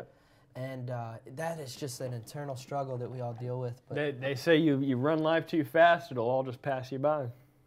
You got to be careful how fast you move out there. So take those moments in. Make sure you guys spend time with the ones that you love. Tell your father you love them. Get them involved. Smoke cannabis with your parents. If you're old enough to do that, or if you're an adult and your parents are older than you and they're not cool with it because they come from a past generation, introduce it to them in a polite and positive way where they can really get behind it. It starts with education, I feel like. That's really like does. a really good part. It's like, look at this. Like, look, it's helping these people. Like, and even the media is doing a good job of showing it on the news. You know, that they're taking in stories that you're not even telling them that It's are positive cute. about cannabis. When, like, I'm not going to say it was my dad because my dad works in education, but I know a dad who has not indulged in marijuana, cannabis in a long time, so they tried to make their own brownies, and the way they thought they made brownies was they just took the cannabis and they put it in the brownie mix and then they baked the brownies. And I went, oh, it's updated so much. I don't know if that's how you did it back in the 60s, Dad, or whomever's dad I was speaking to at that point, but that's not how we do it today. It is a much more scientific way that we can do this. We don't need to just bake it in the actual brownie itself. Brownie didn't turn out half bad the way he baked it. It was okay. But that's innovation changing, you know? Like 40 years ago, 30 years ago, however long ago, that would have been the thing Can to you do. imagine if there's like there's got to be a grandma out there who hasn't smoked since the 60s, who stopped and all of a sudden comes back and like, whoa, I can eat it. I can put it on my skin and it'll soothe my aches and pains. Yeah. Shout out to anybody out there who doesn't have a father or was raised without one, thinking of you as well. Yeah. Shout out to even all the fatherly figures in your life. Yeah, single you know, moms who had to be there's mom and important. dad. Or uncles that served the role of being a father, or mothers that were moms and dads, or There's even some special older people some in your of these life, you know? some of these celebrities and figures that we've looked up to through movies and sports and things that are kind of fatherly like figures, even if they're not real. You know, like superheroes kind of serve that role sometimes for children. For some reason, I don't know if either of you guys have ever watched, it seems like it's before your time, the TV show Coach with Craig T. Nelson. He just reminds me of a dad, like my dad. Like every time I see him on TV, I'm like, oh, there's my dad. Doesn't look anything like my dad, but I just get that fatherly feeling from Craig T. Nelson. I get that feeling from Ron Swanson on Parks Yeah, and Okay, he'll that's do a that. good one. Yeah. That's my dad. Tim Allen will do it occasionally. Yes, Tim yeah. Allen does a real good job. Every time I've seen him on TV, I think that's my dad. Yeah. Have you ever seen the photo of Tim Allen's mugshot? When he got yeah. caught up with the cocaine? Yeah. Yeah. Total hippie. He was a cocaine cowboy. Like he was.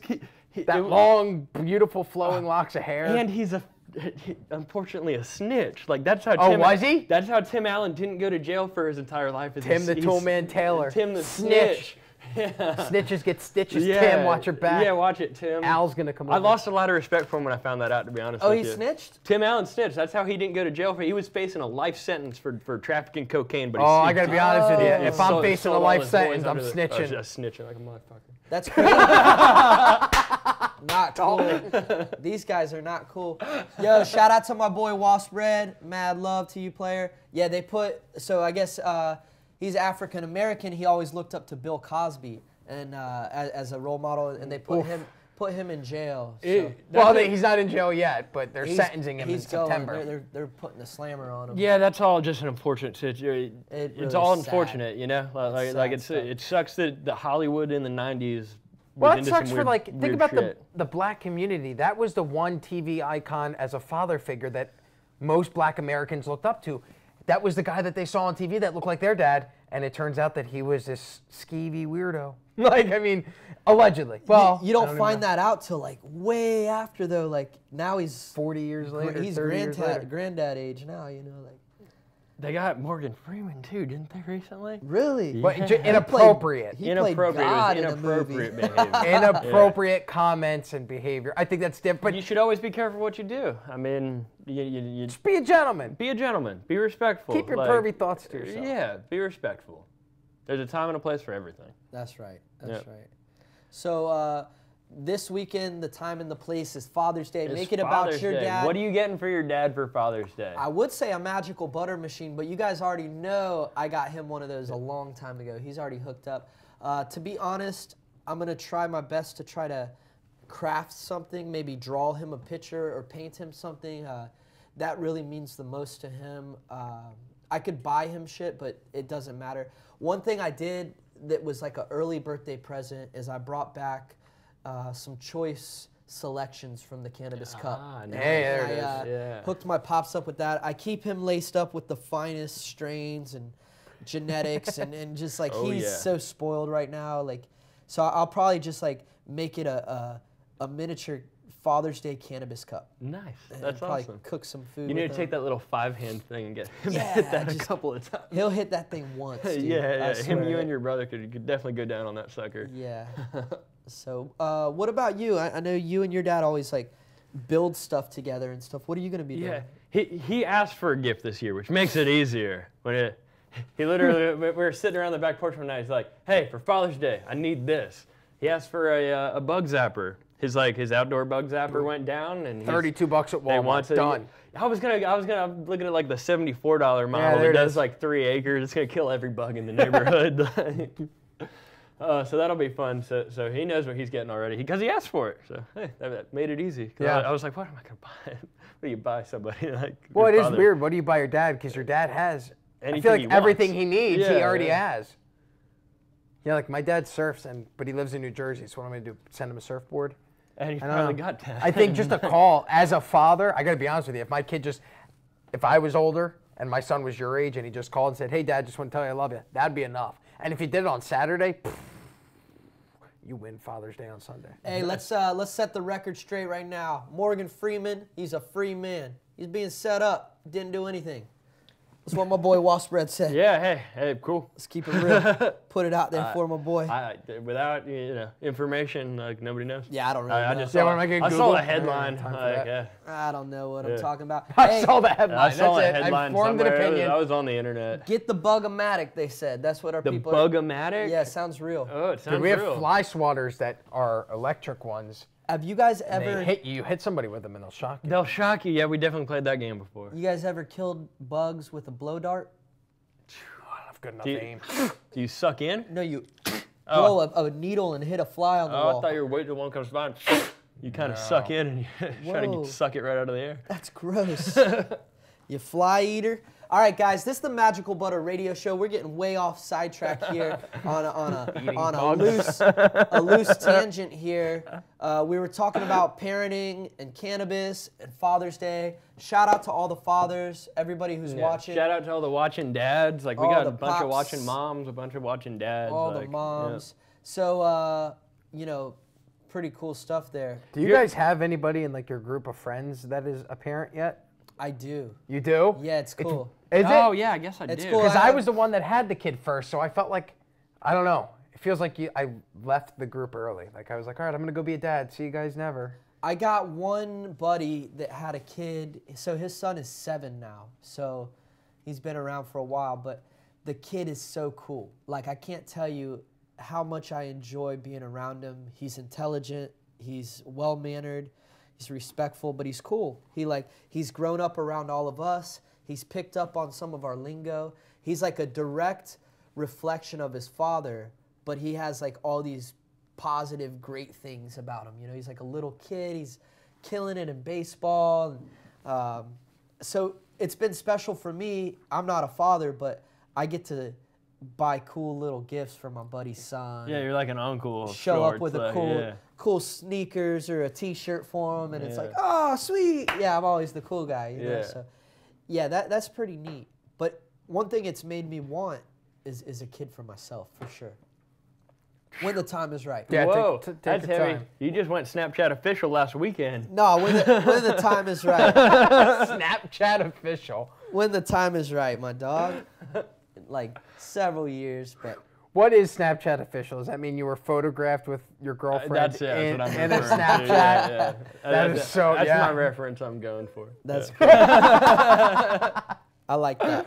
No, I, I like cannot that. look at I was this. out Caught y'all on Snapchat. out on my girl's boat this past weekend, so we were taking some little selfies together, floating around. Yeah, no, that's fun. That's cool. It was good Yeah. times.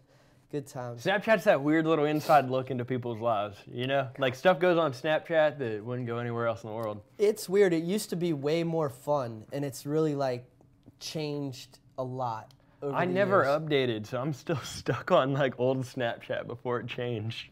One thing that I always had a phone with a stylus, so I could back Like a when Palm Pilot? Well, no, like a note with the damn pen on the bottom, right? Oh, wow. I didn't even know they made those still. Yeah, and That's I can, awesome. I can draw on my screen, right? And so on Snapchat, I can draw cool little like graphics on my face, turn myself into Buzz Lightyear, do whatever I want. You know, it's kind of cool. Oh, Snapchat's fun. So shout out to everybody watching us.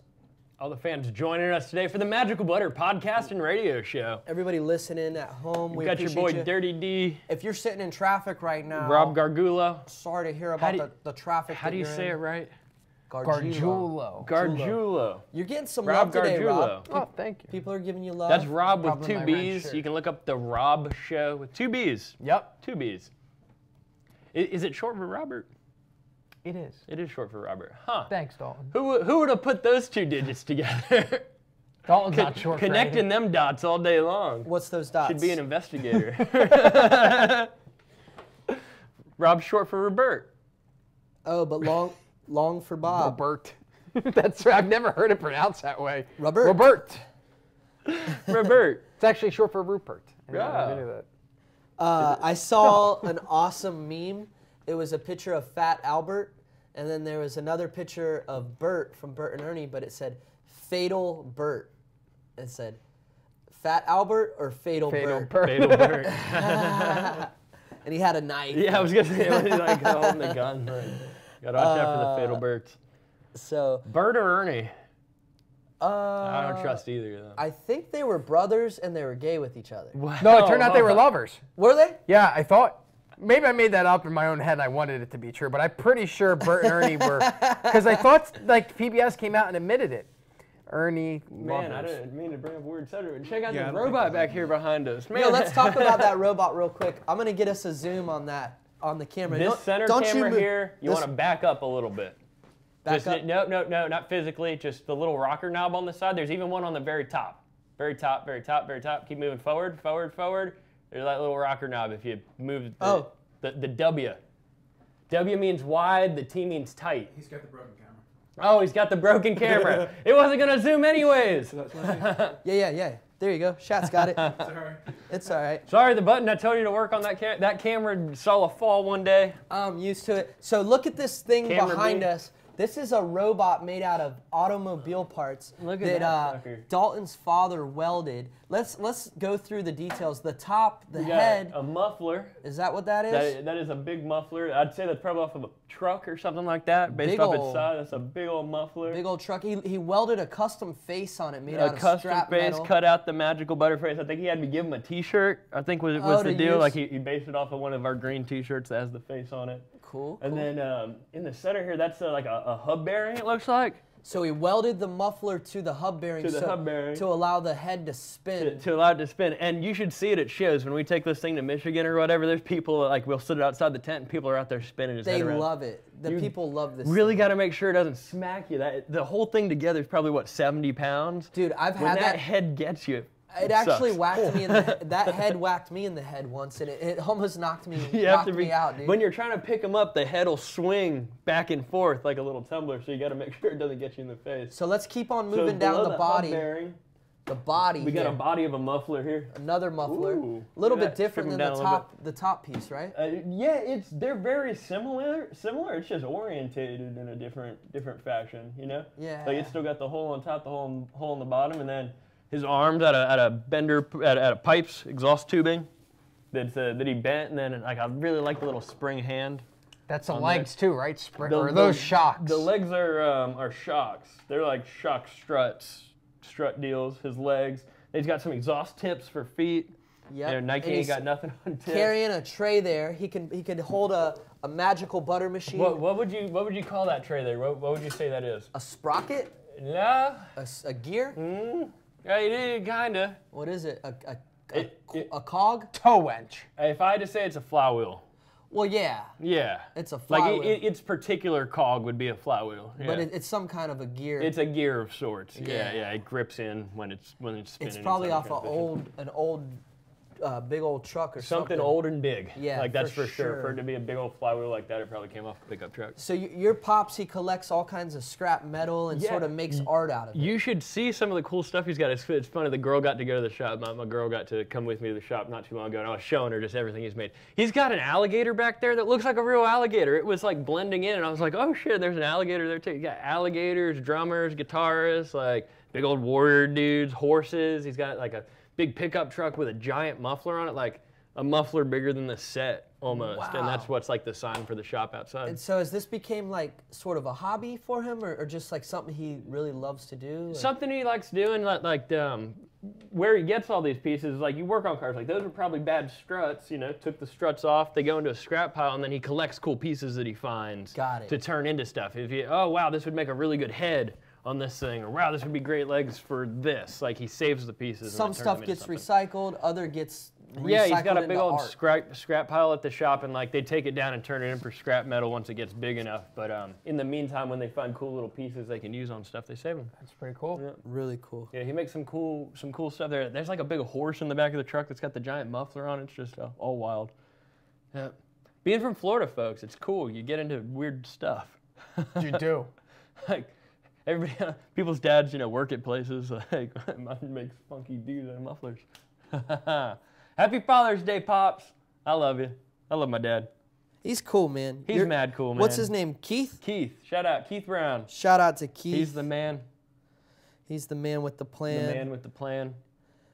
Making things out of metal with his hands. Can you do that? Could I spin my head like that? No. Could you make something like that? Could I make something like that? My dad could make lamps and stuff. I could never make a lamp.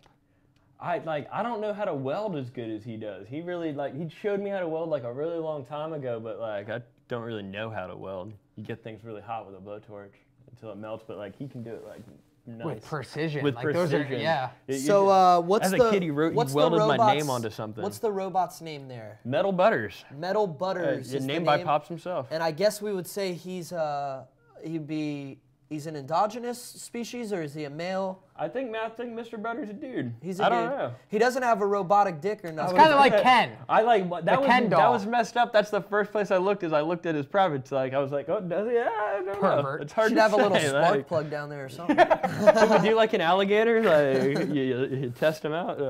Sorry, bud.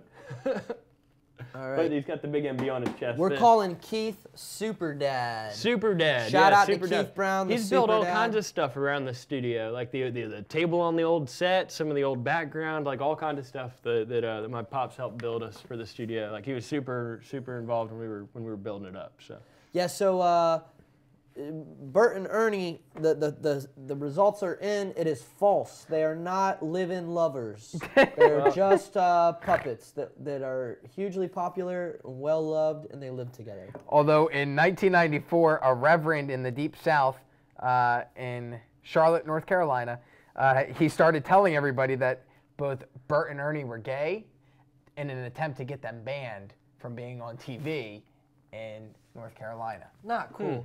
super not cool. Yeah, not cool at all. Yeah, not cool. I love Sesame Street. I like Bert and Ernie. You know what was so funny was as a child, I never had any predisposed thoughts about them. Me neither. I never. Yeah. Do you remember back in the day there was one of the first like hilarious cannabis like spoof songs that I heard was Sesame Street, and it was like Bert and Ernie and Kermit the Frog here, and he's like smoking weed. And do you remember this? It sounds I never heard familiar. it. Oh, it's hilarious. I'll show you guys after the show. You guys can Google it. Sesame Street, the prank call. Sesame Street cannabis prank call. Hilarious. Very funny. Sesame Street, I wonder if they've touched on cannabis at all. Like, because that's an educational show for young people, and it's still on PBS, the public broadcast system. I wonder if they've touched on that. Like all the news agencies have. Like every other mainstream media outlets talked about cannabis at some point or I another. don't know if it's time to do that to the kids yet. Yeah, because I don't know what age watch is. That's like a really special thing is broadcasting for children. I think that's part of the big problem that's going on YouTube right now is because as media changes, parents back in the day, we used to tune in to specific TV stations at certain times to It was only during certain hours. Our children's shows, and your parents monitored when you watched TV, and they wouldn't let you watch it late because you'd catch. Yeah, bedtime came and you terrible weren't stuff. watching I wasn't TV allowed to anymore. watch Ace Ventura or Beavis and Butthead. For whatever reason, those are the two that. Family Guy was one I wasn't allowed to watch. Well, As a I kid, remembered a Family lot Guy. of kids weren't allowed to watch Simpsons, but I felt privileged because I was allowed to watch Simpsons. Yeah. And I knew it was sort of taboo a little bit. But it's not dirty. It's never been like The Simpsons have always been. Yeah, it's comical, but it's never like wiener and fart jokes like dirty. It just, right? I guess it wasn't made for kids. It's more for an adult audience, I think. It's an adult cartoon. It is an adult cartoon. It was like the first adult cartoon, even like the original, like The Simpsons. I know that that's a big issue with content that's on YouTube because like kids will use their parents' phone or an iPad and get stuck in this, loop of watching cartoons and videos, and then these bad videos attached to these children videos. Yeah, description links and things like that. They get drawn into this dark place in the web, and I know that that's a big deal right now. So yeah, you got to watch your algorithm. Well, even with when you go and watch a video on YouTube, you get a pre-roll, right? Have you ever seen the pre-roll videos or the commercials for a movie or something? Even those, for my 8-year-old, I mean, when they show action movies, and he's not, I don't coddle him by any means, but they're showing people getting shot on a video that is, my kid's watching people play with puppets, and then all of a sudden a pre-roll before the next video, and it's Die Hard 8, and I'm like, what how did this happen? Why is he watching this now? That's totally true because you're logged in under your account or whatever, and you're registered as an 18 and over user, so it's advertising to you as such. Exactly. Like you even play Red Band trailers sometimes on YouTube and stuff. So wow. yeah, Crazy. Yeah, that's important. You gotta watch out. The internet's a crazy place. We grew up with it. Like it kind of. I remember getting the internet. Do you remember getting the internet? Yeah, I remember it, and I remember limited amount of time. Talking on the internet. I remember through the internet. Remember we had to dial internet. up and we would type to other people. I remember a time when my time on the internet was monitored and limited because it would cause the phone line to be busy. Yep, so you would. couldn't get So calls. my mom would be like, "No, we can't keep the line tied up. You could be on there for 30 minutes." And you only had a certain amount of And hours then, you could you're use. going on this super slow version of the internet, and it's condensed to a 30-minute session, and plus everything's taking twice as long to load. Yes. It was a nightmare. Yeah. I remember. Do you remember when they'd give out the free AOL? The AOL like 32 free hours for whatever reason. Why they decided on 32 hours, but they'd give you 32 hours of AOL 3.0 for free. And what we do is we would just keep going back to CVS. Would have them right up at the counter. So every time we ran out of our 32 hours, we'd go back and grab some more. And then we go download. And they were like free, right? They were Yep. pretty much free. I remember the first time somebody showed me Internet Explorer. I was like, what do you mean it's not AOL and you don't have to pay for it? I'll never you forget- just go on the web? I'll never forget this. There was a guy in our group of friends that claimed that he didn't need to be connected to his phone line to access the internet. He goes, no, it's something totally different. It's called high speed. We're like, no, you're making this up. This doesn't exist. And then he took us to his home and showed he got on the computer, got online, and then picked up his phone line and went, look, see, it's not ringing. You can call anybody to it. I went, hold Yo, DSL. shout out to Debbie Brown and Keith Brown. Keith says thank you. He got to see that. So your nice. pops was tuning in. Love bro. your pops. That's really cool. Yeah, that's Happy cool. My Father's parents Day, love the Keith. show. They're always watching. Happy birthday to Debbie. Yeah. We love you. You made a good the old family boy support the show. Oh yeah. You made a good boy here. We love him around here in the butter world. Oh. Shout out to everybody tuning in, guys, on Facebook, on Twitch, on AOL. If you're watching us on America Online, hey guys, AOL Messenger, hit us up. Just kidding. That's not real.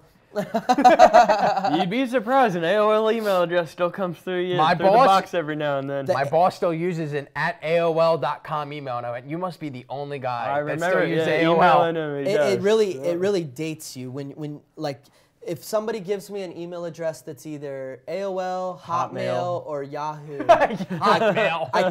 I'm kind of like, okay, you're probably like a little bit older than me, like. What do you think? God, when I hear hot mail for some reason, remember when Doritos came out with the 3D Doritos for a little while? For some reason, that made me think of 3D Doritos. Just hot mail, 3D Doritos, and Tony Hawk Pro Skater 3 all seem to be in like the same time frame for me. Damn, 9/11 had to ruin everything. Yeah. I mean, trampolines and Hawaiian Punch, it's like all coming back to me. Whoa. Do you remember just like the blue drink that came in a little bottle? You rip the little top off of it? It's just called Aqua Blue or just- something, Arctic Blue. Yeah, just called blue drink. Like, Can I get some of that blue drink? let me get some of the blue drink. I want want the squirty bottle. Yeah, they had purple drank. When I was growing up, purple drank was the Sugar, thing. water, purple, baby. Yeah.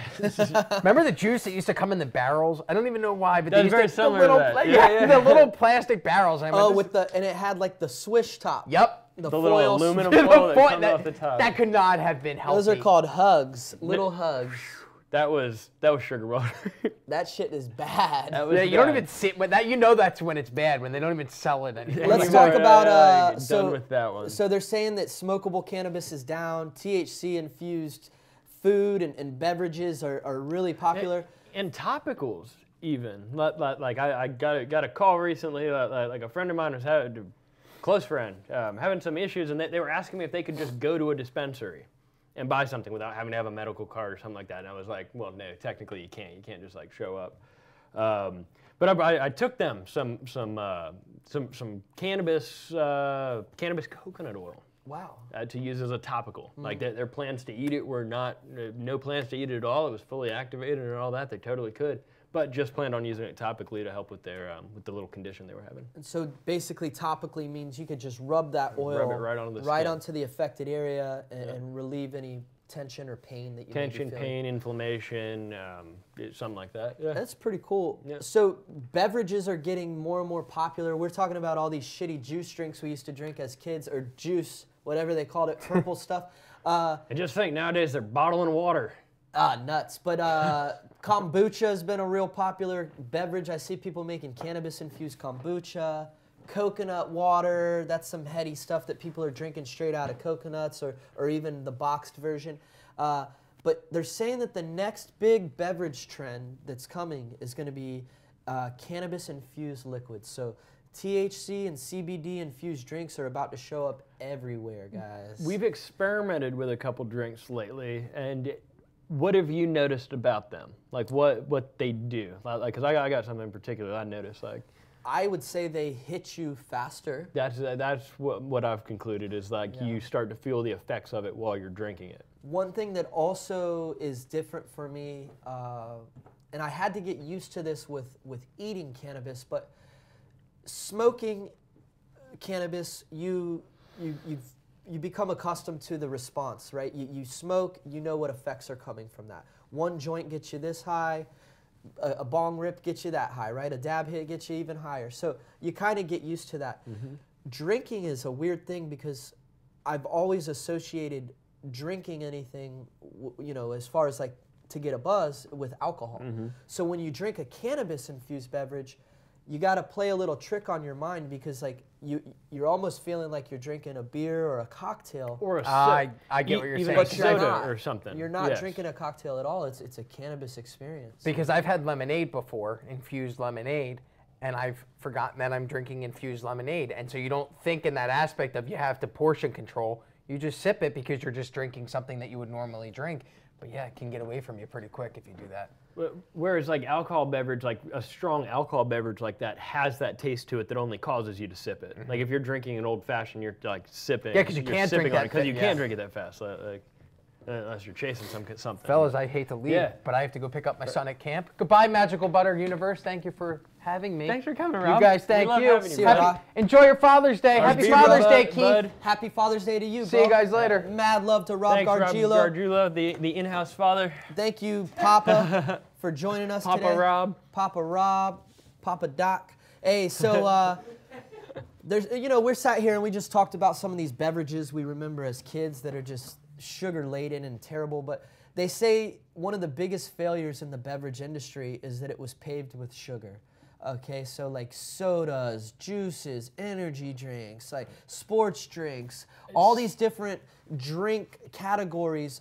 even alcoholic beverages are all full of sugars and bad shit, right? Learning a little bit about food, like that's one of the things that I've learned, because we're learning all about unprocessed foods, all these unprocessed things, and sugars is one of those #1 things to look out for. You could be eating something that's relatively natural, but they've loaded it full of sugar, like raisins and dried fruit, dried pineapple, for example, things like that. Like we've gotten those to use before and ended up not using them because we looked and it's like, there's 30 grams of sugar per serving. Like, think about, that's an ounce of sugar. Like think of an ounce of pie. Like, you would just sit there and eat an ounce of pie. You're like, why would you sit there and eat it over an ounce of sugar? Oh, God. But, I guess the weight, an ounce of sugar would be a lot smaller. It would be a lot smaller, but we know it's still a lot. We know what a gram of keef, for example, looks like. That's Or probably an about ounce the of same cocaine. weight. Yeah, that's what. That's probably a better. Yeah, I wasn't trying to say it on air, but like, you know, a gram bag of keef is like a little container full of keef. That's 1 gram. lot. What if you were to eat 40 grams of keef? Like, Oh my God. you got to think of it that way. So What you looking for, Rob? that's all the sugar they've loaded into the systems. See any over there? No. That's No, all right, no bud. worries, bud. I'm sorry, bud. Hey, yeah, so Shat's is trying to give him his keys for whatever That's mine. reason. those are mine. Yeah, so cannabis. Here, just take my car, Rob. Cannabis beverages hold a new opportunity for drink makers to look at the next trend for consumers' taste. So it's really exciting. They're looking into all different types of beverages that they can infuse with THCs and CBDs. I mean, we've seen a couple that we drink frequently, right? There was water, coffee, Oh yeah, beer, and wine. Those are my favorite and drinks. you can add anything to those. Like I've become a fan lately. You made some tincture not too long ago, and we've had a little dropper bottle of it. Like you can just add a couple drops of tincture to anything you're doing, and it infuses it. Yeah, like a It adds a smoothie flavor and a terpy type smell to it, but I think it's fine. Enjoy it. I haven't not liked something that I've tasted that had it added. Even just dropping it into a beer, for example, is good.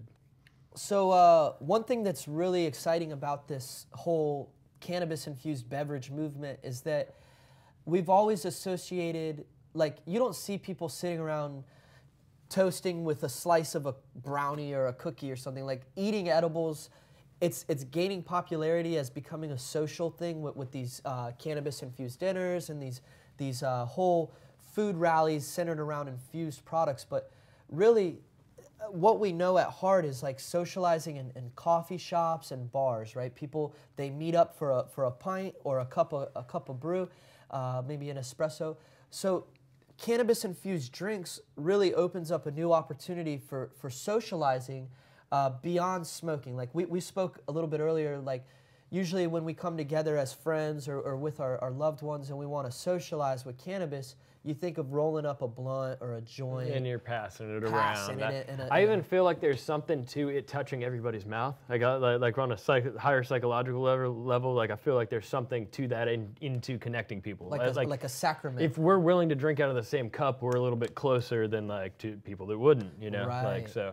I feel like that's kind of part of the game that happens with that smoking. But I really like having dinners where like the friends are coming over and stuff, and you're like, oh, I know like a few friends are gonna be over tonight. Let me cook some extra food, and we all medicate through the food. So the drinking would almost be similar, medicating through drinking, and it's almost like drinking alcohol, but yeah, I feel like it all just ends differently. Well, it's much healthier, right? It's much healthier. There's less. We know that much less dangerous. Alcohol is technically toxic. I mean, if you drink too much, you could die. Yeah, absolutely. If you quit too fast, you can die. So with cannabis, you don't build up that same, issue, right? You can't drink too. You could drink too much, but what would happen? You'd maybe fall asleep. You get tired. That's what happens maybe usually when you overconsume extreme cannabis. situations, you might feel a little anxious or uncomfortable, but you're not going to die. Yeah. You know, and that's a big thing. And it's like any substance you're using, be responsible and, make sure your rides are coordinated and things like that. Like, you shouldn't, just like having too many alcohol beverages, you wouldn't want to have too many cannabis beverages and try to operate a vehicle.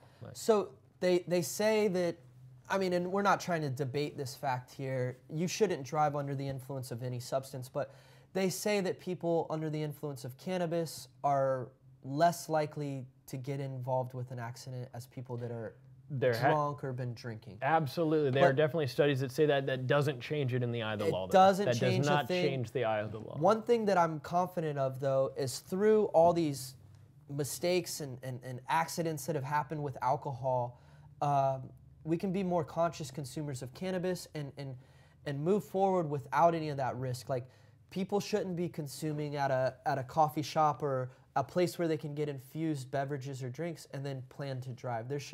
We should just like have some kind of solution ahead of time, right? Some kind of public transit set up. And that's where the argument comes up, because think about a bar. A bar is literally doing that to you. Like, did they have a parking lot? You arrive there, you park your car, you go inside and you drink until you're ready to come outside, and like that's up to you at that point. Like, I feel like that's where alcohol really threw it, is like they make it your problem. Like, you drank, you chose to drive.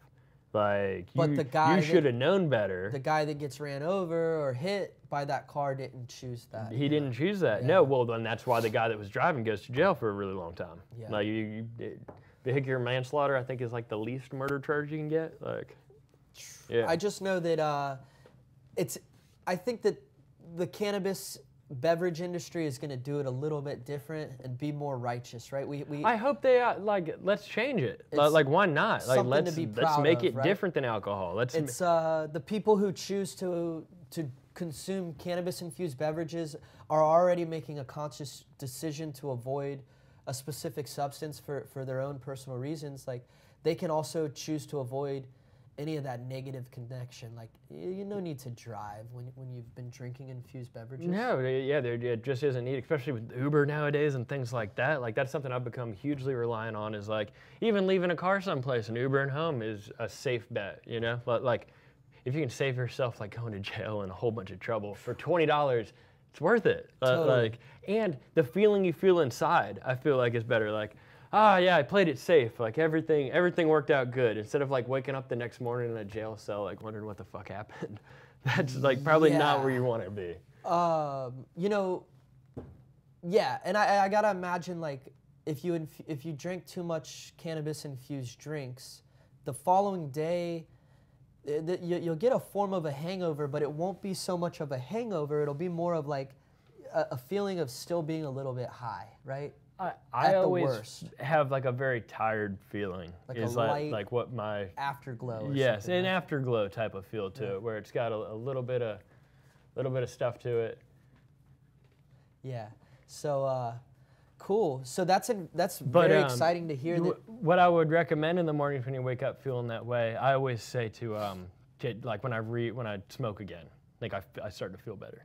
Like, even if I've consumed too many edibles the night before, when I come back, I like can like come back again. Another thing that can really help with that is shower. CBDs and a shower. A shower definitely helps too. And water. And a water, yeah. Hydration is crucial, guys. Yeah, so. CBDs, a shower. Like when I've had too much, waking up and taking a shower and letting the water hit your face is crucial. We got the man with the plan. What's up? Yeah, I hear you guys talking about how you bounce back.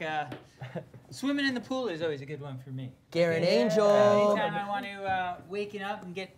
I think part of the thing with anything that alters your state is to give your body more sensation, so it brings you back in. Yeah, that's for that hot water hitting you in the face gets you like...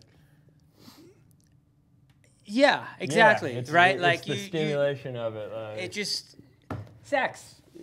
Ladies and gentlemen, we're live. Sex is a good one. I have trouble not falling back it's okay. asleep afterwards. So. That's something that'll bring you back to life for sure. Sex is a good one to go to. It's always fun. Let's give it up for the man, Garrett. Are we not allowed to talk about that? You guys all change the subject on me. No, we're staying on this subject. I just want to give you a proper introduction. For somebody watching out there. Huh? Yeah, I got winky face for somebody out there. What do you mean you got winky face? Shout out Dirty Zookeeper on Twitch. Garrett Angel, this is a special week for you. A special week. I'm not worried about it. We haven't said anything bad. He's talking truthfully over here. No, he's trying to get laid after the show. Nah, I'm just saying this morning went well. Might be what I'm saying. So who knows? So it's a special week for you. Not only is Father's it's always a special week. Father's Day's on Sunday. You've got two beautiful kids that you love. They love you. You got another special day that's coming up in a couple days. 41 on Thursday. Garen's On birthday. Thursday, 2 days out. Yeah. Happy Yeah. birthday. I did check the date. I was like, oh no, it hasn't happened, has it? Yeah, you missed it. You feel like shit. Oh don't man, you? I missed So like it. last year coming into this one, I like went into 40 like cleats up. I was like, oh, it's such a big one, rah, rah, rah, right? Like, I mean, I was like, I'm traveling the globe. I landed in China on my 40th birthday after coming off the cruise, right, to the Bahamas with all the friends, and then I think we did another trip there as well. Like it was just full throttle. Yeah. I think after you turn 40, like life changes slightly, where you're just. Y'all definitely hurt me a lot less for your birthdays this year. Like last year, I had to go hard for his. And Well, had it to go was hard 30 for yours. him, which is. He turned 30 and you turned 40 at the same time. That was a lot of partying we had to do. I do feel. I feel like life begins at 40, and I know it's weird, but for anybody who's out there approaching it or like their late mid 30s, whatever, I had this fear like coming into 40 where I was like, oh man, I'm gonna be 40, but like, my life's begun. Like my consciousness has been better, my center is better, so. It's like, yes, it's the end of the because you're an adult at that point. The end of the beginning. We always It's almost think a of bad being an place to adult put at it. what, like 18 or 21? But My 20s 40, were, you're a I can't full-blown say adult, I right? can't say I was trying to make the most adult grown-up decisions in my 20s. And that age keeps moving back where it's more acceptable, I feel like you can be 33 and still youthful nowadays. Right, Chris? Yeah, Well, of course. I like to think of life on a timeline of 100. I know that not all people live to be 100, but I hope to live at least 100, right? So you're not even halfway through this experience. You're right? a $160. I'm saying you're gonna live to be 160. Whoa, that's a huge. The world won't let you die, man. You're too beautiful. Thank you, G-Bomb. That's beautiful to hear. But my point here is you're not even halfway through this thing. You've just begun, right? I haven't even kick-started my engine yet. You've just begun. You're still warming up your tires. And I'm putting electric engines in, so they run forever. And they're solar A powered. good power plant, you know. That's true. A good power plant's essential. So is the fuel that you're putting in your motor, right? Yeah. So I'm about to go put a little racquetball in my motor, and go make someone run around the court and hit a few walls. You used to play highlight too, right? No, That's scary, right? Not high. I didn't play highlight. That's too scary. I'd be way Highlight's cooler if very I played scary. highlight. Highlight is now. I used to go to highlight. My Nana was a big highlight fan, Okay. so I spent a fair amount of time betting on highlight. Yeah, as you a ever been kid. to that Orlando highlight over there? Yeah, my grandma was my Nana was an amazing lady, but she brought us to the horse track and the highlight track very frequently, and I love them both. Right, still. Maybe where you found your love for numbers. Probably where I found my love for numbers. I was a good handicapper at a young age. Hey, shout out to your father. He was here hanging with us. I know he's a special man in your life, and Tough one, dude. He's at the house today, right? Chilling. And he said, hey, you want to go to lunch? I'm like, yeah, I'm jammed up on calls, but come on over. He sat on my couch for 4 hours while I made conference calls. And it doesn't matter. Like, my dad's super cool. But we didn't get to eat lunch. It just wound up being nonstop calls. Man. It was fun. yeah. Still fun though. I mean, Always is. any time you're spending with the people you love, I feel like is there. Like, My dad has good energy. He's got I've moved on to the center, right? Like I really feel, because we all, our energy sways and everything else, but our north or center, whatever we want to call it, whatever we identify with, that's really become my focus lately, is just find people with good centers, you know, and expect their variations and accept their variations. because they're going to go north and they're going to go south, and it'll be warm and cold from time to time. But as long as your have a good balance is center. somewhere in there, yeah, okay, I like that. This came from thinking about consciousness and whether it's a brain thing or a center thing. And I so much think it's a center thing. But not to be self-centered, right? No, it has nothing to do with, it's somebody's core, not like, that's a piece of their core. Some people are self-centered. You remember us right? talking about somebody's mean or their but no, average. definitely not looking for self-centered No, people. no. But, I know what you mean. But like people with a good center, right? Like what are they? Are you referring to their average, like their mean number? Like the what number do they come through on consistently? Sure, Yeah. sure. Who right? they are at heart. Yeah. Their core. And whether they're self-aware, right? Are people conscious of like who they are? And I think we got to grasp that. This is the time. Right now is the time to invest and get around those people and really have as many of those in your life. Mm-hmm. You You know, people with great centers. That's what I hope you guys are doing.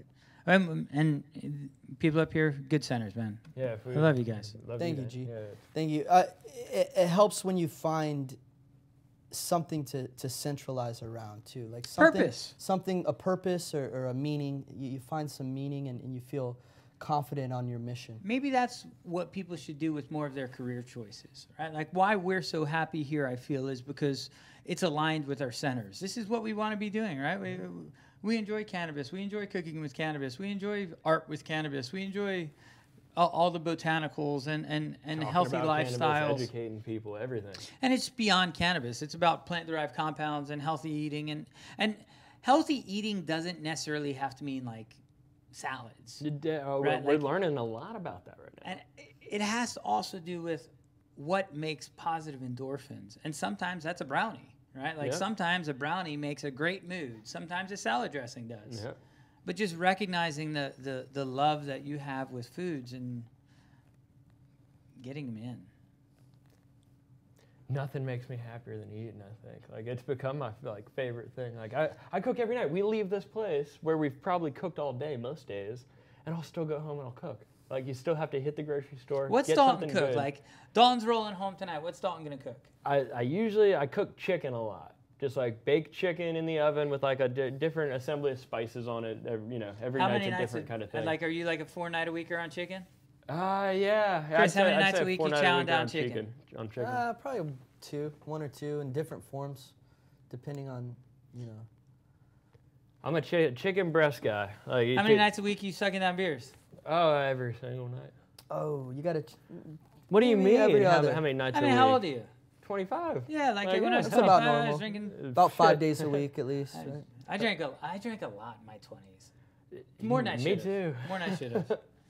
So if you added all that up, like, let's say the time of your 20s and the time you spent drinking, and then added that all up and looked at it. And took the square root of it and divided it by 5. Well, no, it might make you. Would you have missed anything if you weren't drinking? So here's my challenge, right? I actually got asked this question, and yes, my 20s cost a tremendous amount.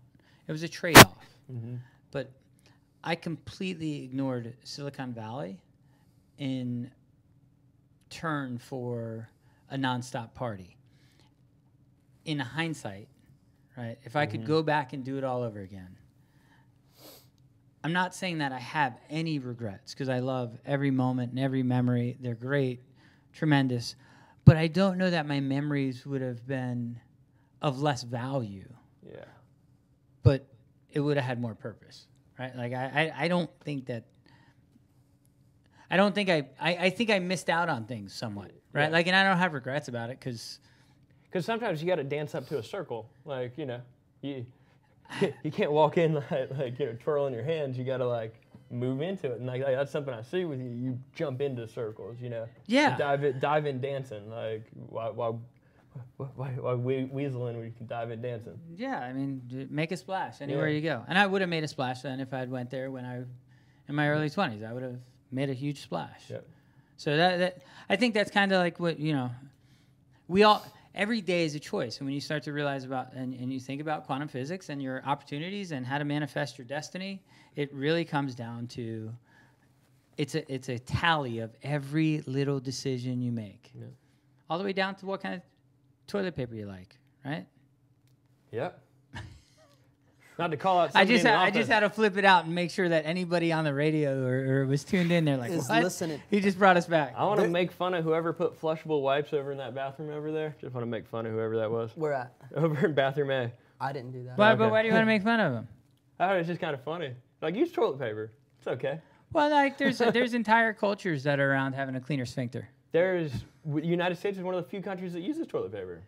Yeah. Like, have you seen the bidet attachments they're starting to make? Yeah, they're amazing. Yeah, it attaches to the little water thing on your toilet. Amazing. Leave it to Dalton Brown to bring it up. So I was at a friend's place not too long ago, and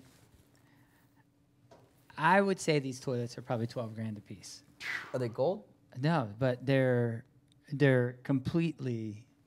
There's like an iPad that controls them. Does it tell it you thank how you much after you it deposit? weighs when you deposit? You know, that would be a unique addition. But no, it does not. That's a new thing that they're doing. Maybe it does. Maybe those ones have it built. They have toilets now that you can monitor. No way. Your deposit The fecal- into it, and then gauge your health and how much your diet is. So it's like an instantaneous probiotic screening of your or microbiome screening. Kind of a scale, yeah. It weighs how much. It's actually a great idea. I mean, it sounds so crazy. You need to add more leafy greens to your diet. I believe who No, it was. but like a real-time microbiome readout based on your digestive tract makes perfect sense. I believe it's originally made for like if you had a mother-in-law or I'm supposed somebody to play racquetball at 4:30. I'm probably getting yelled at here. living on your property, you could monitor their health. Do you play in one of those courts that has the 3 walls or one of the 4 walls? That's a handball court. Is that a 3-wall court? Is a handball Yeah. court? Okay. Yeah. I'm not into. You got to have a I don't know back my wall to play ball racquetball. No, I mean, racquetball is played like that, but for me, I don't think that's like racquetball. You got because a back wall plays in, man. Yeah. There's that corner shot is magic. Like it's, you know, you stick somebody back there in that corner and they can't get there. I tell you, man, racquetballs have such a nice feel and bounce to them, and rocking one out of like with a tennis racket or a baseball bat, there's nothing like it. You can really It feels like home run derby. knock You're just that like thing out of hitting the the I have a perfect friend of pitch as mine, hard as you Achille, can. that hits a racquetball so hard on a racquetball court. He hits a ball so hard, like his serve. It's ridiculous. yeah, it's It makes noise. just like you just don't want him to serve. Like, and it's there's two things. You don't want it to hit you, and you don't want to try to hit it, right? Like but he's. Do you wear safety glasses? So I used to wear safety glasses. You should wear safety glasses. With racquetball? Oh yeah. If one of those balls whacked you in the It sucks. eye, it could It's not In the the eye. balls. You know what really hurts? a finger. Getting hit by a racket. Your buddy's backswing. Like we've hit each other with rackets so many times through the years, and it's Kevin and I usually go. Hard. Yeah, it's like The intensity rises as the game goes on. I don't know why everybody I play like it's like straight like it's a death sport when somebody plays me. You've probably always been that way, right? In anything. Yeah, it's a I've seen foosball go down like that. it's a death sport if we're playing like "Rawr, let's win, like let's crush it. You get serious with wiffle ball, Nerf guns, but not serious in a bad way. You take the game serious and you live in that moment and you win it. You play to win the game. I love right? that. I love that. That's we sometimes forget that. We get caught up in a game and to be passionate and want to win every game you've ever played. I think that's a great asset. Because some of us go out there and just try not to look bad. Yeah. You go out there and like, hey, as long as it doesn't hit me in the face, I'm cool.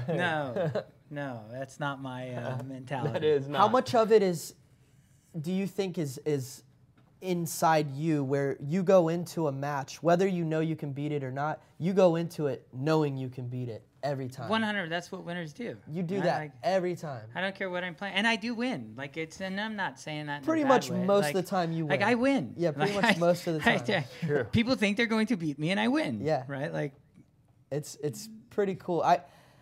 It's taken a long time to figure that out, but like I've challenged you so many times in so many different games that I think that I have the upper hand in, like video games, for instance, or you know, arcade basketball, skee ball, foosball, racquetball, tennis, table tennis. You know, like G comes out ahead every single time, and He'll be like, hey, I bet you can't make a football on that magical butter machine over there.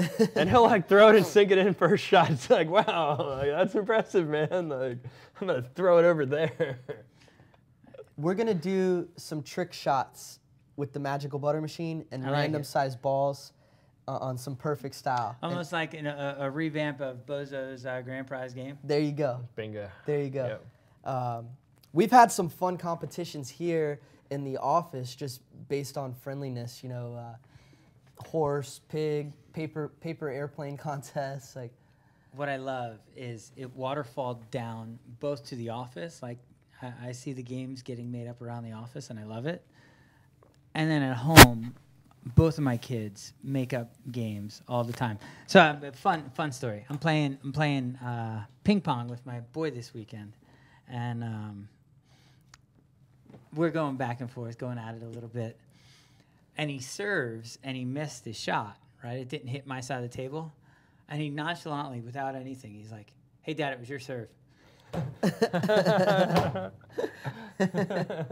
Tries to trick And then you I was going to grab the ball, and I caught it because the ball came off the table. So I'm grabbing the ball, and I catch it as the ball's going down. What he did, and I just give him one of these, and he knows I know I just got. And he just falls into the wall laughing. He's like, he couldn't breathe, he couldn't anything. He's in the wall laughing. He's like, ah. He's probably so happy he tricked you. Well, yeah, you're a hard guy to trick. He got the gotter. Yeah, he's like, ah. Yeah. You get everywhere. Even if it's just for a second. What's getting this the thing gotter. doing? I love this thing. We But had to it almost highlight just- that It almost just took my head off. because of Father's Day, and Dalton's father made that for us, so we just wanted to pay I some love this guy. respect. High five to Pops. High You five got a to cool Pop. dad, man. Yeah, my dad's cool as hell, man. So He's the yeah, coolest. I got to go play racquetball. I'm gonna get yelled at. It's 4:20, Garen, so you picked a good time 4:18. to exit the show there. Somewhat of me feels like I should wait here for Another 3 minutes. 2 minutes. and one So more. quick giveaway. I love it. We haven't done one yet. Wait, there hasn't been one yet this year? We have an exclusive deal that's 24 hours. It ends at the end of today. $50 off on this Baker's Oh, kit. the Father's Day. The Father's Day Baker's kit deal. Maybe we give Father's one Day of those Baker's away. bundle. A Baker's Yep. bundle. So yeah, if you go to MagicalButter.com, where would they see this Baker's bundle live you right could now? you could click the link on Facebook or go to MagicalButter.com. The link in the it'll description pop on up. both Twitch, YouTube, Facebook, all three of those will Oh, have, it's have a highlighting- link it's that'll take highlighting you this- right to This that. deal right here for Okay. 24 hours only. So 24 hours only, $50 off Father's Day gift. It's the decarb box, which is cool. You got to decarb your herb. Whoop whoop. And you can do so much else with the decarb box too. It's- I like heating up my food. I don't use microwaves, so I heat up all my stuff in it. Yeah, the decarb box is the way to microwave, be. microwave's a little funky. Yep. So there's some gummy trays and the Magical Butter Machine. We're gonna do one of these Father's Day giveaways. What's the why don't we make the hashtag whatever the promo code is? Let's make it really easy for people. MB Father's Day. MB Father's Day. Hashtag MB Father's Day. Somebody's gonna win a Bundle. Baker's the, kit there. The Baker's kit. And- Perfect. We might even pick a father. Who knows? Sure. Or, we'll pick anyone because We'll pick anyone. hopefully whoever's winning it is going to be giving it to their father. Ooh, you might have just gotten a good gift for dad. Is that 4:20 on the clock? It looks like That's it's officially 4:20 on the clock. So that's a happy Father's Day 420 for all those loving fathers. I know what it's like to be a dad. These two know what it's like to be amazing sons, and life changes you. It just along the way, fatherhood. I delivered both my kids, and I know the moment that they touched my hands. When my son was born, I had this feeling, like it was a new vibration, a new energy. I'd never experienced anything like that, and I just broke down emotionally crying. Unstoppable, and they were the happiest tears of my life, and then I presented my son to my wife, and that was really when my life began. And then following that, right, there's a few things that happen in that moment. One is you will never love your spouse or your significant other more than you do at that very moment. And it's not a bad thing to say there's a peak in life, right? That is the peak. It's the birth of your children. And so just experiencing that peak was one of my most cherished memories. And then when you present your baby to your wife, and you watch, really your baby comes to life at that point, because your child is somewhat in a shock. You just took it out of its womb, right? Out of it, and now it's kind of shaken a little bit. And if you think about the way animals are born, like a puppy or anything, right? There's the sac, and the mom kind of licks the sac off, and then you see kind of the puppy come to life. That's childbirth is really that same moment. So I know I went kind of deep on that, but not everybody's had that opportunity. And if you're just the kid and you haven't had that touch yet, just know that's how much your parents love you, because there's no other thing in life that matters to your parents than your touch back to them after they touched you. So I love you. Happy Father's Day to everyone out there. I'm gonna go kick some butt on the racquetball course. Nice one. Thank you, Garen. Nice, man. Swing hard out there. Make some whiffle sounds. Man, that was deep. Nice and deep. That's like the third time we've cried today. I got Dalton earlier. Yeah, he had me crying before. I we came on the set. brought up your pops and all the cool stuff he's done for us Yeah. over the years, and we got some tears heartstrings going. It's kind of interesting, the three different, because we're three different dudes, all about 10 years apart, roughly. Like I'm a little less than 10 years from you, but like you're 10 years from Garen, Garen's 10 years from you, and 20 years above me, or whatnot. Like it's interesting the perspectives from all three levels, because like I feel like I'm the youngest guy. Yeah. Like not really interested in all that baby making and whatnot, but like. Then I see you, I'm like, damn, you might be getting close to that. And then Garen's like done it, like it's all wild. Yep. Very cool. It's exciting. It's exciting. We're lucky to have such a diverse team of people from all different walks of life, ages. We get to meet people all over the world, from young to old, and hear the stories of how Magical Butter's changed their life, how cannabis has changed their life, and How just being better family members changed their life, like people coming together, changing their life. Like it's inspiring, man. I see this like global shift happening, right? Like so many people are starting. They're calling it different things, right? Like an awakening or a conscious shift. Being woke is the or new thing you whatever wanna the be. trendy thing you want to say. But like the bottom line is just being conscious of what you say and do and your actions and being conscious of the feelings of the people around you and all those kind of things, like knowing that what you do affects people, like down the road and all that. I think the things you say and do change things. It's amazing. It's amazing, and excited to see what the future holds. And as these new generations of children are born, and the youth grows up learning about cannabis in a different way than what we were taught. Like my generation, we were all taught that cannabis was terrible, and the generations before me were taught that it was even worse. And slowly, it's been a slow turtle race of acceptance and education and teaching people and research. The programs are changing. Like I know I even myself feel a certain little bit of animosity towards the DARE program, just because like they falsified so much information and then crammed down my throat as a youth that there's like, a weird feeling towards it. They had the right intention initially, like, okay, yes, keep kids off drugs. That's a good thing. We all agree with that. I didn't say there's something wrong with the bottom line.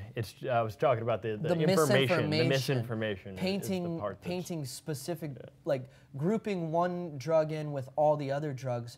Cannabis is not created equally with these terrible, heroin and cocaine and even some of these pharmaceuticals that are available. Like those are far more dangerous and terrible substances. So like. I know what you mean there. Yep. We dare you to educate yourself, educate the people around you, and really get that message out there. We're doing some cooking tomorrow, ain't we? Dude, we got the Cafe and B tomorrow. We got a really exciting day. We got some live healthy food going on. We got a brand new chef we're bringing in. His name's Chef Mike. Chef Mike, you're gonna see a brand new chef in the Magical Butter kitchen tomorrow, and Chef Mike, he's bringing in some insane recipes. He's like got a lot of crazy skill sets. I can't wait to see what he's gonna do. His credentials are incredible. I'm not even sure what I'm allowed to say, so I'm gonna keep it limited here. I'll leave that all up to him tomorrow what he tells you his little secrets are. But damn, if we don't have a qualified chef in the building tomorrow. From the discussions we've had, he's got a lot of exciting stuff that he's going to be bringing tomorrow based on some of the requests that the people have submitted. So thank you guys. Make sure you tune in tomorrow for Cafe and B Live. It's going to be an amazing show. We'll have Chef Mike here, first time ever. It looks like we're also going to have special guest Chef Renee doing a special Chef Renee will be here. gluten-free recipe. What else is going on? We'll be doing, I think tonight we got a special guest on Twitch. Actually, that was what my phone was dinging about earlier. That was dinging me. Dingy dinged ya. He's having a little bit of internet issues today, so we won't be seeing Dingy after the show here today, but he might be in the studio tomorrow. That's what I'm gonna ask. I'm gonna reach out and see, just since today fell through for you. It happens. There's internet issues, power outages, things like that. That stop these shows. But tomorrow morning, our next show, you can check out Canna Queen 710. Okay, Canna Queen. Canna She'll Queen be 710 doing coffee and painting in the morning for us. Coffee and art on Wednesday mornings with Canna Queen. So that's fun. That's a fun show. She's a nice girl.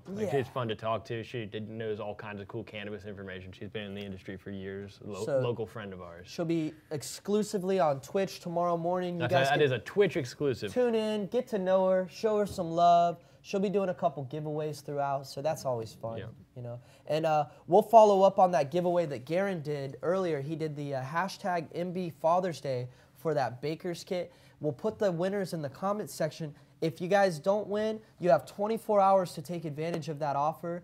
$50 off on the baker's kit. You get the magical butter machine, the decarb box, a silicone gummy mold. This deal has been flying off the shelf. I know customer service Kenny, his phone has just been ringing off the hook today. And you may be wondering why it's now. It's Tuesday. It's Tuesday, and it ends, I'm assuming 24 hours. 24 hours. So it probably ends tomorrow around noon or something like that. I think it ends tonight at midnight. Tonight at midnight. Okay, it ends tonight at midnight. The reason is for shipping. For shipping. That's what I was gonna say. Is that Father's Day is on Saturday. It's getting sent out via UPS. Today's the last day to order it to get it there on time. To get it on time for Father's Day. That's the reason why the sale ends tonight, folks. So to order a machine for your father for Father's Day, you got to do it right now to get this incredible deal. Shout out to Britt Bell. She's smoking another one, tuning in right now. Nice. She hit me with the Jamaican flag and then the Canada flag. Nice. That's what really got my attention.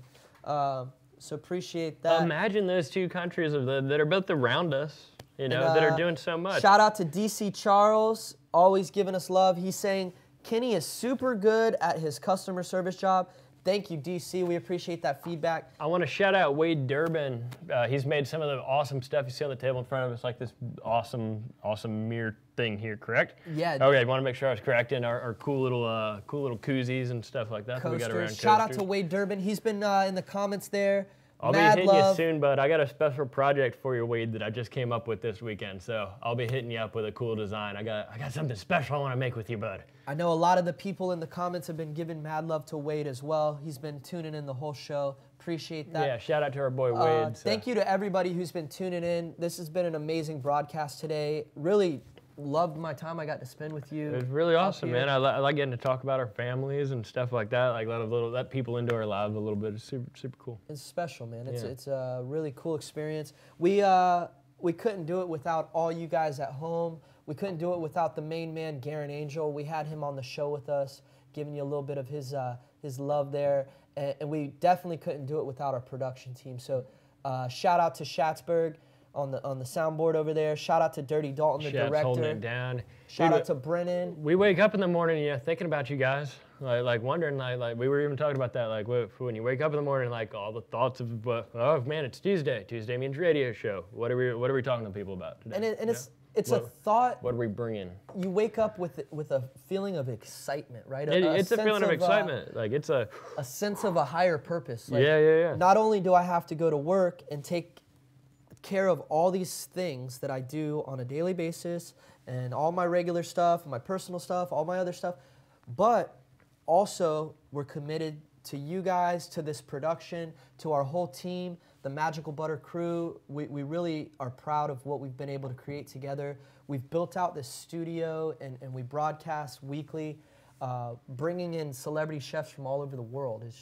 It's an amazing thing. I don't know if the quantum mathematics are there for it, but I feel like there's some kind of connection of what we're putting out. Like we're sending stuff through a tube, through a funnel, like out to these people. Like how it affects you guys definitely falls into my thought process as we're getting ready for these things. It means a lot. We're trying to get better. We appreciate your guys' feedback. Write us at customer service. You can hit us up, sales@MagicalButter.com, info@MagicalButter.com.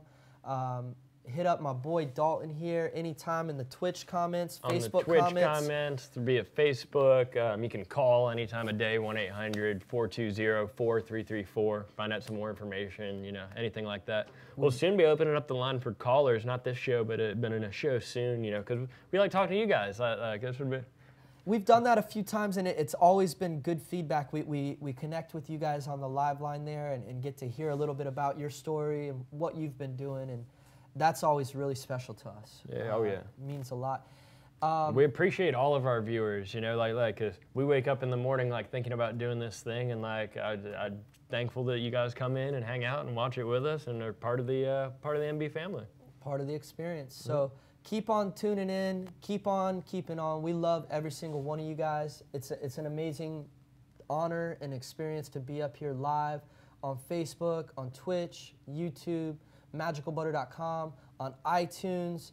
It's your boy Chris Whitener. I got my boy Dirty D. Your boy Dirty D. You guys could check us out on Instagram as well, at MagicalButter. If you're looking for our personal pages, got my boy Dalton, at Live with Dirty D. Live with Dirty D on Instagram. Find me at Wipe Me Down. It's on Wipe Me Down. Nice. On Snapchat, Magical-Butter. Magical-Butter. My Snapchat, I happen to know it is the DKB Society. Nice. You know yours? I think it's Mr. Mojo Rising. Oh, wow. That's a good one. Yeah, I'm out there killing it. Yeah. So mad love to everybody who's watching. We'll put those winners in the comment section. Keep on tuning in. Thanks, folks. We'll see you tomorrow in the See you kitchen. Yeah, you'll be up in the kitchen cooking it up with Chef Mike. Whipping it up with Chef Whipping and Mike. stirring and cracking and making. See you then, guys. Peace Thanks out, a lot. y'all. Thank you. Peace out.